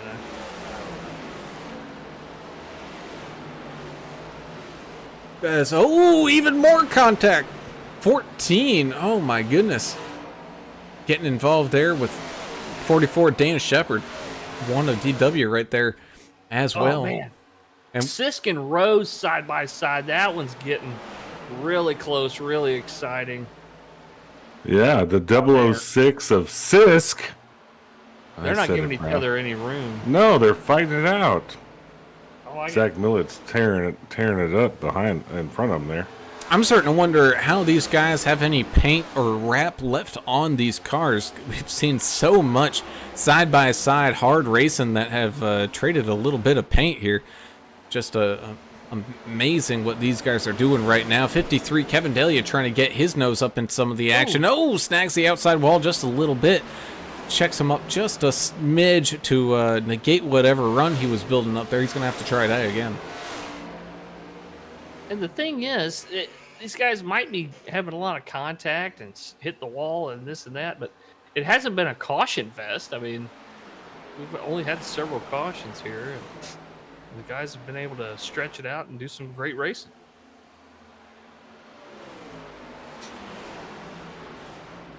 Well, I'm looking forward to Chicagoland next week. That's something. I think, did NASCAR take it completely off the schedule? Like they're not going to race there anymore? Yeah, they're afraid people are going to get killed over there. So what they do is they went ahead and made it smarter. They sent it downtown to that stupid road course. Oh, the road course, yeah. Yeah. So if you had a chance of dying at the race, it's higher now because it's downtown. Of course, that's my opinion, not an opinion of AAA Broadcasting Inc. Daniel Poachlog with a fantastic point that those are high quality paints out there that he puts on his cars. They are scratch resistant. And he does the ceramic coating and everything on them, I guess, and That'd be a little heavy. the undercoating. You know, they sell you at the No, they can't say the undercoating anymore. I think that was an up north thing. They would say the undercoating. So upcharge. They sell you the stuff to spray on your interior. There's 53 getting a little loose there as they're still battling out up inside of this top 5. Coming on up is the 18 of Chris Klein looking to make a move on that 53 after that bobble and almost getting involved in some contact there once again. Yeah, I was thumbing through my FaceTime feeds earlier today, and I saw this dealership around town. They had the best deal for this Ford pickup truck. It was $78,000, and they acted like this was the deal of the century. What has happened to the world? $78,000 for a pickup truck? You used to be able to get a house for that. Well, sure. You could get probably 2 houses for that. 78 grand for a pickup. World's gone mad. Yeah. I can't even afford to Mad. feed the kids anymore. Mad, I tell you. Can't even afford to feed them. You gotta let them go out and graze. They gotta go Well, forage. We're getting to that point. I'm about to shut the water off. They can drink the pool water. God, my Oh, man. What happened there? We had the 7 of Chris Meets Jr. and 21 of Tristan Cotton. I was almost sure they were both going to go up into the outside wall, but they were able to avoid that contact. Excuse me for a second, as my sinuses and my nose decided to just drop everything all right now. in here too. I think it's the pollen. Everything's Yeah, we got green the or cedar yellow, trees. you know? It's the cedar trees around here. That's why those Chinese were eating the pangolin. You know, when they told us the pangolin cross-contaminated with somebody, and that's what gave us the COVID. You know, remember that lie? What a lie that was, the pangolin. But somebody's eating pangolins because they couldn't afford nothing else. I wonder what a fried pangolin would taste like with some. Well, I I'm did. gonna go make See, some I went through an old recipe book Did in you? San Antonio this weekend. I did, and there is a armadillo recipe. So you have to boil it first and get that shell off of it. Then you do all kinds of mayhem to the armadillo. But it's kind of like a pangolin. I don't think it's going to give you the COVID though. Oh my goodness. Anyway, as the 315 of Zach Millett continues his charge up at the front, been seeing some great action here between the 006 of Caleb Sisk and the 89 of Brian Rose going back and forth, back and forth. Meanwhile, the 00 of Joe Bennett and the 2 of Skylar Herod have been trading positions here a little bit as well. Then you got the 1 of DW, 79 Jarrett Woodard, 92 Timothy Stubblefield, and 6 of Joe David, all within a line. Same thing with the 99 of Albert Anderson. Don't look now. Albert starting to make his move, starting to make up some positions after coming back that one lap down. Ginger Parent saying that some of the DEP's paints got a certain kind of rubber compound in them, so the other cars just bounce off. And Daniel said that the hardest paint on the track was the Viagra scheme. Mark Martin, I think, had that thing. Yeah, it was the hardest paint. He said. Yeah, it was tough. Ginger pointing out that that car can't race longer than 4 hours, or otherwise you may have to contact your physician. I think everybody here and Deborah involved, like Deborah too, they understand the AAA broadcast. That's some good good commentary there. It's fun. I heard y'all had like a imposter last night on your commentary. Was that true? Was somebody jumping in the chat? Was somebody jumping in the chat on the YouTube last night? We had some guys making some jokes and Inappropriate? making Were they fun of. inappropriate? One of their buddies Yeah. or something like that. Yeah, they had some of their buddies on there chastising them. Oh, okay. Well, I didn't hear any commentary. I saw some scuttlebutt there on the Discord. Oh, did you? Okay, I did, didn't but- see that. I didn't know what it was about because I wasn't here. I wasn't sure about it either. I wasn't paying attention. Wasn't that I was bad, huh? careful about what I repeated. Wasn't it? So- Well, yeah, we can also read DW. We know what to say. Like when the Russian chatbots get on here and start asking for, XXX this and that, we know not to say anything and hit the delete button. We're pretty good at that, or y'all are. I gotta find this.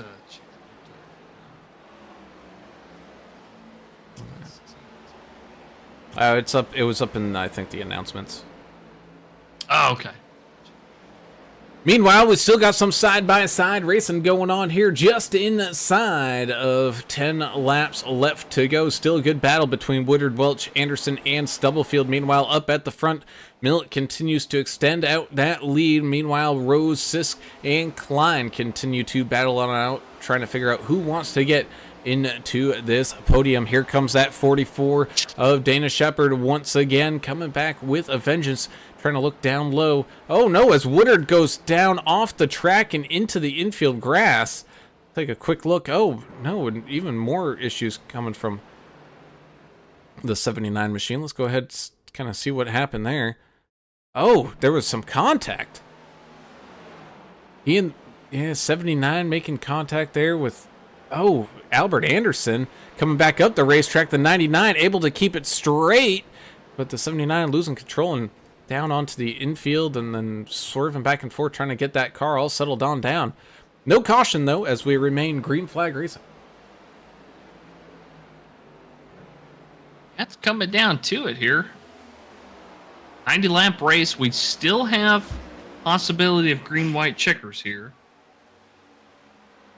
But with no fast repairs and all that, you got to be super cautious on any restart. Even more so on one where people are going to be aggressive because it's the end of the race.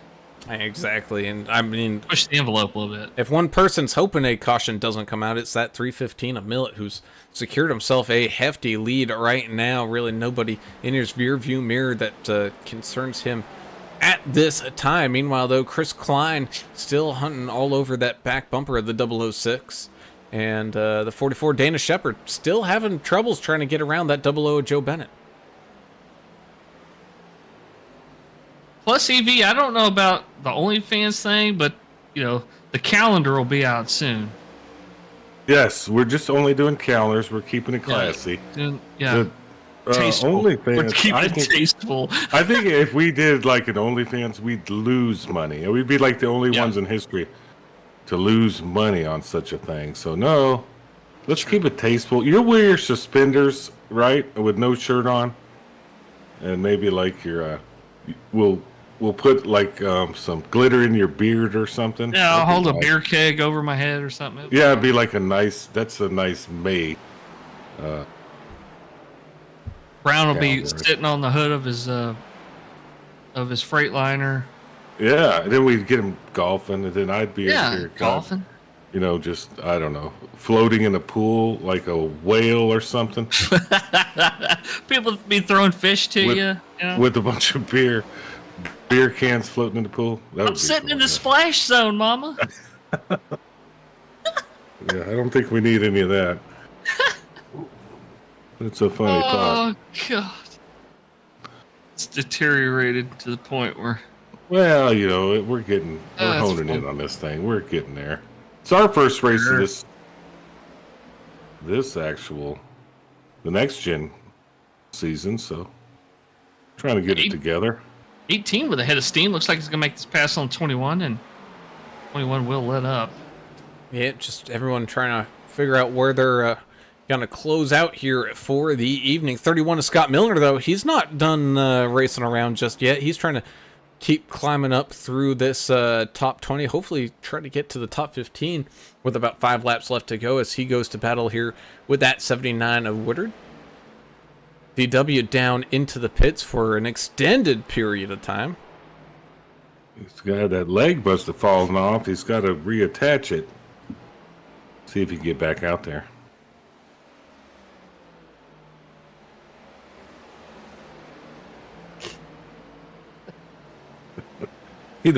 Nobody wants to go with me on any of these voyages I go on. We've said it all. Okay, fine. That's normally your thing. I thought you'd join me on that. I'm so slow tonight, man. It's been a lot. I'm just getting back in the groove. I got a lot of stuff going on around here. I like to cut it loose with y'all. Sure. Take my mind off stuff. Yeah, this is unwinding time and all that. These guys are having fun. We're having fun watching them, talking about them. I guarantee the people in chat look like they're having fun. Oh, that they are. Meanwhile, the 21 Tristan Cotton having a good battle here, closing in on the final few laps with the 6 of Joe David. He does sneak inside of the top 15 there into 14th, up 18 spots on the day for the Trister, having a pretty good run. But yeah, we're definitely closing on in. 3 laps left to go here with the 315 out in front, and you can just see the 89 of Brian Rose trying as hard as he can to close up that gap, but man, time is definitely running on out. Yeah, he's got a good 2 seconds on Brian there, and 2.5 seconds on the 006 of Caleb Sisk. It's the 00 Sisk. Let's just call it that. That makes it easier. Double O sis. Yeah. Maybe that'll help Brown. It is something hard to say. So he's having a run though.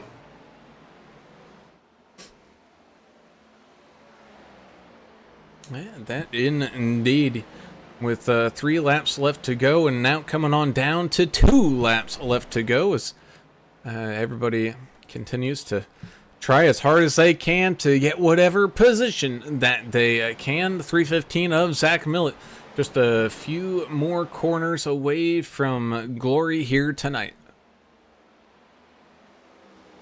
Doesn't mean we still have, nobody racing. We still have that 00 Sisk and the Brian Rose machine still fairly close together here to determine who ends up where on this podium. If they're not careful, 18 of Chris Klein could sneak up on him.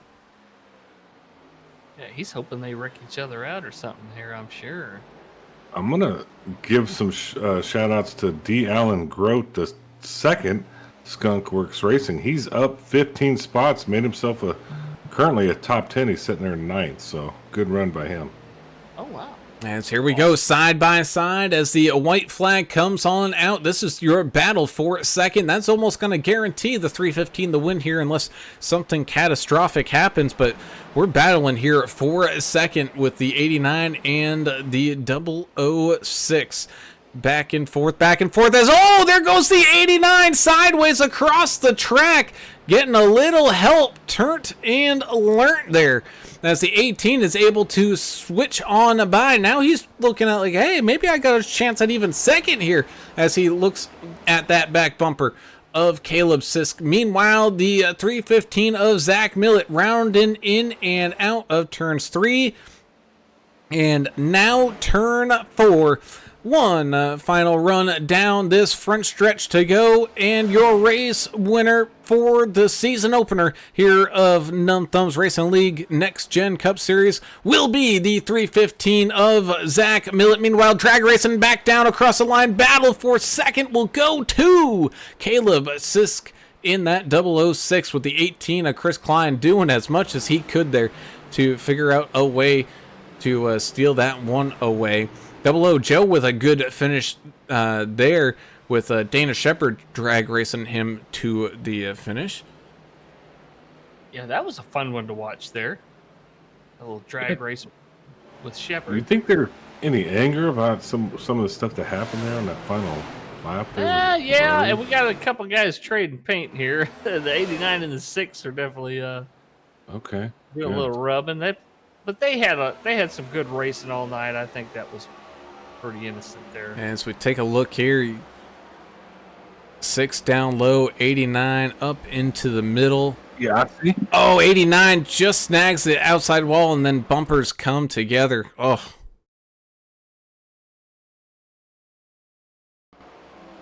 I don't think there was. It was close. That was definitely not on purpose. That was just close racing between the 89 and the 6. Yeah, it wasn't no ill intent there at all. Those guys just out there having fun.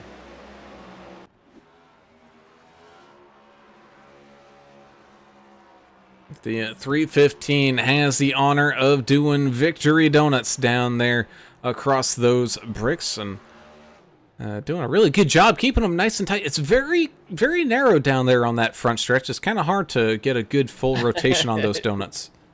It is. I'm almost one of those guys where I'd rather do like a little Polish victory lap, and I'll go do donuts right there in turn 1 or turn 4. I don't have the talent to get the thing to rotate all the way around without hitting the wall several times. Yeah, I just do the old park the nose up into the wall and just floor it and let the wheel spin. Yeah, just blow it up. Yeah. One way to do it.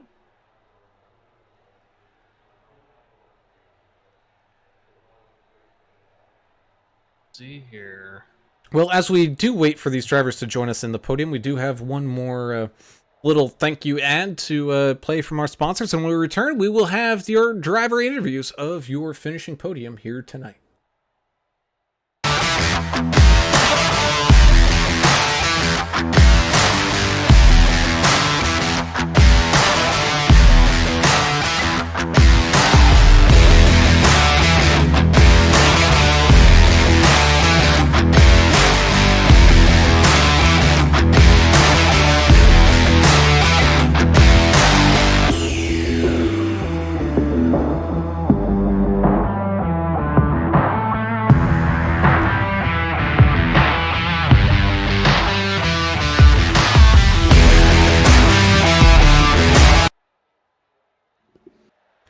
And welcome back as we get these driver interviews up and underway. We will start here tonight with tonight's second place finisher, and that will be the double. Hook him.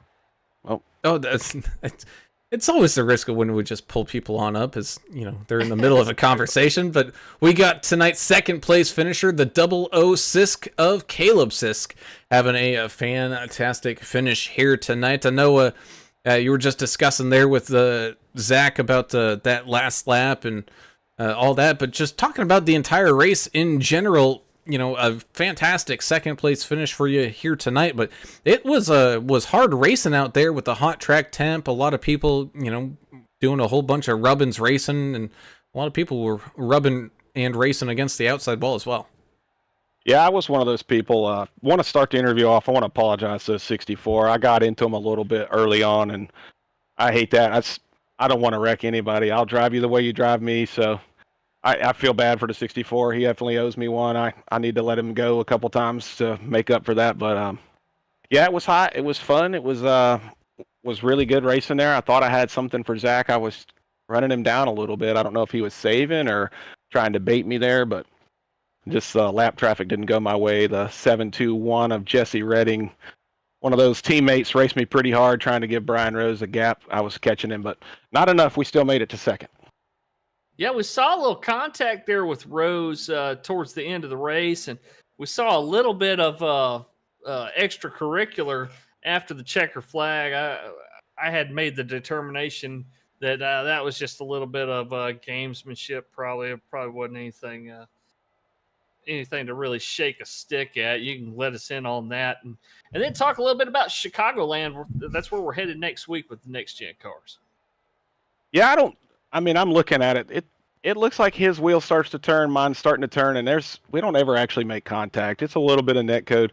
I wasn't going to give him any room, that's for sure. But I mean, if he's upset, he's upset. I mean, that's just hard racing. We were running each other pretty hard there. That was a lot of fun. So, want to give another quick shout out to Chris Klein. And that lap traffic got me real squirrely. Chris Klein, instead of taking the opportunity, he pushed me back up to speed so that I had a chance to get back to Brian. So I appreciate that. And I want to give a shout out to skunkworksgraphics.com. That's my team, and do all my wraps and stuff for me. Alan Grote, Skylar Herod, strong finishes tonight. And as for Chicagoland, I have to be honest, it doesn't matter what track we go to, no matter how much I know it. This is my first race in this car longer than 25 laps. I normally don't drive this car, but I'm starting to fall in love with it, and that's what I came here for. Awesome, man. Well, you picked yourself up a pretty dang good finish here tonight.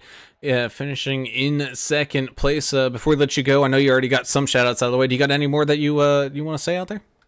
No, that's pretty much all I got. PassingUnderYellow.com for all your setups if you need one. C fix, B fix, or C open, B open, A open. They are starting to dabble into some road and stuff like that too. But just appreciate you guys, Derek, for running both these leagues. It's going to be a lot of fun. Sunday, Monday night. Have something to look forward to start the work week. Awesome, What's man. What's the name of that site again? What was that for the setup? We have PassingUnderYellow.com. PassingUnderYellow.com. All right, cool. Thanks. Yes, sir. Indeed, man. Again, congratulations. A fantastic opening race weekend for the Six Machine of Mr. Caleb Sisk, man. Congratulations and good luck coming up here with the rest of the season here, buddy. Thank you. You guys have a great night. That we'll take a quick step down the podium and talk to tonight's third place finisher who almost drag raced his way up to second here tonight after seeing all the craziness ensue in front of him. Mr. Chris Klein, your third place finisher here tonight. Chris, congratulations. Was a little rough and tumble out there, but you were able to keep that car pointed in the right direction. Yeah, I got lucky tonight. Just was able to just keep it off the wall and keep it straight, and had a couple cautions fall my way, and it worked out for the best. Chris, you got a little shout out from Caleb there saying, well, 18 could have probably passed me or, took advantage of the situation there, but you chose to push Caleb, and he was really appreciative of your pushing effort there. And I guess he kind of owes you one, don't he? Don't let him forget about that next week when y'all go to Chicagoland. Yeah, Josh and I have worked together a couple times at a couple different places, and in all honesty, if you don't have a fast enough run to clear somebody instantly, the car in front of you is going to get away. And he had enough momentum that I probably wasn't going to clear him. So I figured I'd just push him and we'd catch back up and try to go back after him together and get to him. And I burned my tires off all night long. I could keep up with everybody for the most part until about 20 laps in, and then I was done for. And so I just tried to play it to the best that I could all night. And you saw right there at the very end, about 5 laps to go, I started losing front grip and couldn't keep up with Brian and Josh anymore and started falling back. And uh, those two had a good battle going and unfortunately got together a little bit. And I lucked up and almost, like you said, almost got to second. But we'll take third. I'm happy with that, especially with this group of guys. There's a lot of talent in this league this year. Awesome, man. Well, again, congratulations on the third place finish here to the 18 of Mr. Chris Klein. Before we let you go here, buddy, you got any shout outs or anything like that? Yeah, just a big shout out to Beaver Toyota for putting this car together and getting it out on the track. Exciting place to work. Love working for them. Thanks to NTRL and everybody over there that puts this on, all of our sponsors that help us make this a competitive league and draw the attention that it does to get these drivers to come over and race. It's a lot of fun when it's competitive, when you have battles like this the whole night. And, it was fun to watch Millet and Josh have to work their way back up through after the pit strategy kind of bit them a little bit with some of us short pitting. Just appreciate all those guys. Thank you guys for the broadcast. Awesome, man. Well, again, congratulations to the 18 of Mr. Chris Klein, your third place podium finisher here tonight, man. Good way to get this season started off, and good luck the rest of the way here, buddy. Thank you, guys. Y'all have a good night. And with that, we will move on up to tonight's race winner, and it's surprise, surprise, the 315 of Zach Millett finding his way home onto victory lane once again here for the Numb Thumbs Racing League, and a great way to do it in the season opener here, Zach. Congratulations, man. It was hard fought and hard earned. And just kind of walk us through some of that pit strategy and how worried you were with some of those guys that had pulled away when they were doing kind of like the short pit stuff. Yeah, the strategies made this race really interesting, man. It was kind of all about the gas mileage. There's a couple cautions there that, one in the middle, one at the end that we really didn't want to see. When the two cars kind of broke out away from the rest of us there, I really wanted to catch them and stay in the draft. I think I was behind Klein and Bryant, if I remember right. And I was shutting it off as much as I could. And I ended up saving about a lap and a half. And I was just barely able to make that a one more stop to the finish. So as soon as that caution came out, all that went right out the window anyway. In our pre-race, we talked a lot about tire wear. We didn't talk about fuel mileage a whole lot, even though it's always a factor. It's always in the back of your mind. But talk a little bit about the tire wear. As far as, what are your strategies during a tire run? As far as, do you change your lineup at all? Do you just try to stay in clean air as much as possible? I mean, what are some strategies that guys can work on to maybe extend those tires a few more laps and find a little bit of grip that might not seem like it's there anymore? Yeah, I mean, clean air is king all the time. If you can get any kind of clean air, it's better than being in the dirty, crazy air. But I don't know. It's all about how you treat your tires. If you go your first 10 laps after taking tires, bombing it into the corner, slowing down on the right front, you're just going to burn them right up to nothing. And what I try to do is I try to wear them evenly if I can. So I try to enter the corner as easy as I can, and I try to get back to the gas as easy as I can and as even as I can. So at the end of the run, if my right sides are about close in wear, then I did a decent job. And it keeps the car really neutral. It doesn't tighten up or get too loose into a run. Well, keeping it consistent, that's what you did here tonight. Congrats on the win, man. Great job. Thanks, man. Yes, sir. Indeed. As the 315 drives on home, a race winner once again here tonight, man. Before we let you go, you got any final shout-outs or anything like that? I got to thank you guys, AAA Broadcasting. It's been a while since I talked to you. It's good to hear your voices again, man. Good to have you for the season. And big thanks to NTRL, DW, all the admins. I got to thank HBR TV, Trackbar Media, HBRShops.com, Castle Products. And shoot me a follow over on the Twitch and the YouTube world at That S4 Guy. And there you have it. If you especially love the inside baseball kind of car cam setups and all that kind of stuff, that's where you need to go. And again, congratulations to the 315 Mr. Zach Millett picking up the race win here tonight and the season opener at Indianapolis Motor Speedway. Man, congratulations and good luck the rest of the season, buddy. Thanks, guys. Have a good one.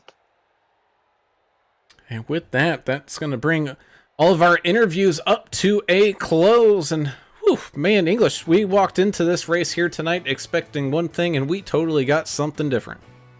Yeah, we definitely got it wrong. You know, I thought we might have at least close to a flag to flag here, but these next gen cars, they really put on a good show. I'm pleasantly surprised to see how this platform has done on all the tracks that we've seen here.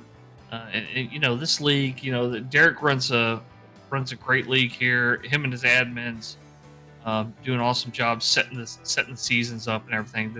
The tracks that we got coming up on the schedule are going to be great. But yeah, this was, I was pleasantly surprised at how much good racing we saw out there.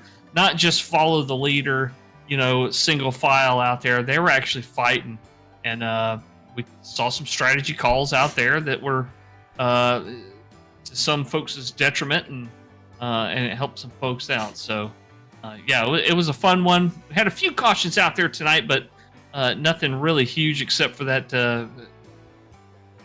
Except for Chris Goins there, may he rest in peace after hitting that pit wall. But yeah, it was a lot of fun. I really enjoyed it with you guys. Yeah, sorry, Brown, I'm back, and I kind of feel the same. I had a blast, man. I'm good to get back in the saddle, even though I was driving tonight. It was fun to be back. A good race to start the thing. Yeah, it was indeed. As we wind things down, let's go ahead and tell everybody where their favorite driver ended up finishing here tonight. Getting us started with that will be the 315 of Mr. Zach Millett, coming up with the big win. 006 of Caleb Sisk having a great run as well, picking up a second place finish with the 18 of Chris Klein being able to sneak his way on home up into third. 53 of Kevin Delia having a great run out there as well, up 7 spots on the day to finish in fourth, with the 89 of Brian Rose. Just a little late contact there drops him back down into fifth, but having a fantastic run himself. Then you got the 44 of your defending champion Dana Shepard with a pretty solid season opener, moving his way on up into sixth. Then you got the 00 of Joe Bennett having a solid run up into that top 10, finishing in seventh. Eighth will go to the 2 of Skylar Harrod, up 11 spots on the day, with the 14 of D. Allen Grote having a fantastic run, up 15 spots to finish in ninth, with the 49 of Ryan Walter, who was in the mix all race along there in the middle, able to find his way on home to a top 10 finish. Yeah, 73 machine Josh Kelleher up 4 spots. He'll finish in 11th place. Also up a few spots, up 6. Tim Stubblefield finishes here in 12th in that 92 car. The 99 America's driver, 1 lap down earlier in the race. He's still up 7 spots. He'll finish in 13th place. 14th will be Tristan Cotton, the Trister there in the 21 car. The 6 of Joe David will be up a few spots as well. He'll finish in 15th place. Down a few, Chris Muth Jr. in the 7 car, not his night. He'll still finish there in 16th place. 17th will be Dylan Bryant in the 8 machine. Dylan, of course, in that Pepsi machine up front there, and a little bit of late race trouble there, and he'll slip on down. 79 Jarrett Woodard will finish in 18th place. 19th place will be Scott Milner in the 31. So all those drivers we've talked about so far, all on the lead lap. And the first car 1 lap down, Joe Hoggard in the 64, finishes in 20th place after starting in 5th. Number 9, Thomas Welch, 21st. 15, Vince Short. 22nd, 23rd, 57 of Russ Endicott. 23rd, Mark Collins. 23 of Mark Collins in 24th. 25th, the 721, Jesse Redding. Chris Elliott in the 29, 26, 27th. Joseph Tucker in the 13th. Number 1, DW, the Magic Man himself, 28th. 29th will be Hayden Malcolm in the 91 machine. Henry Wyndham. And 48 ended up 30th, 31st, double nickel Tom Bears. Chris Goins, we talked about him. He suffered a major injury there, looked like. 32nd, Sean Roberts, and the 33 had a concussion. Hopefully he'll be back. And then number 100, myself, 34th. Yes, sirree. And that is your field here tonight from that season opener here at Indianapolis. Once again, we thank you all for tuning in and watching. If you haven't done so already, be sure to hit that subscribe button, ring the notification bell so you get alerted every single time that we go live. And of course, if you enjoy any of the racing action, be sure to hit that thumbs up button here as well. We'd also like to say a huge thank you to the proud sponsors of the NTRL, such as Davidson Builders, DEP Graphics, Sim Gear Central, Trek Bar Media, and Beadle's Custom Car Carriers. We thank you all for your fantastic support of this NTRL league, as your support helps them put on a fantastic show week in and week out like they always do. So big thank you to all of them. So with that, we close things on down here tonight, but don't you worry, we're back in action here on Wednesday night as the Vigilante Racing League takes on the tricky and twisty Circuit of the Americas down in Texas. Some left and right tourney action, and we saw a great battle there last year, so we're looking forward to another fantastic one here this year. So cannot wait for that. But until Wednesday night, I'm Alan Brown. For Alan English and Adam Turner, we are signing off. We gone. See ya.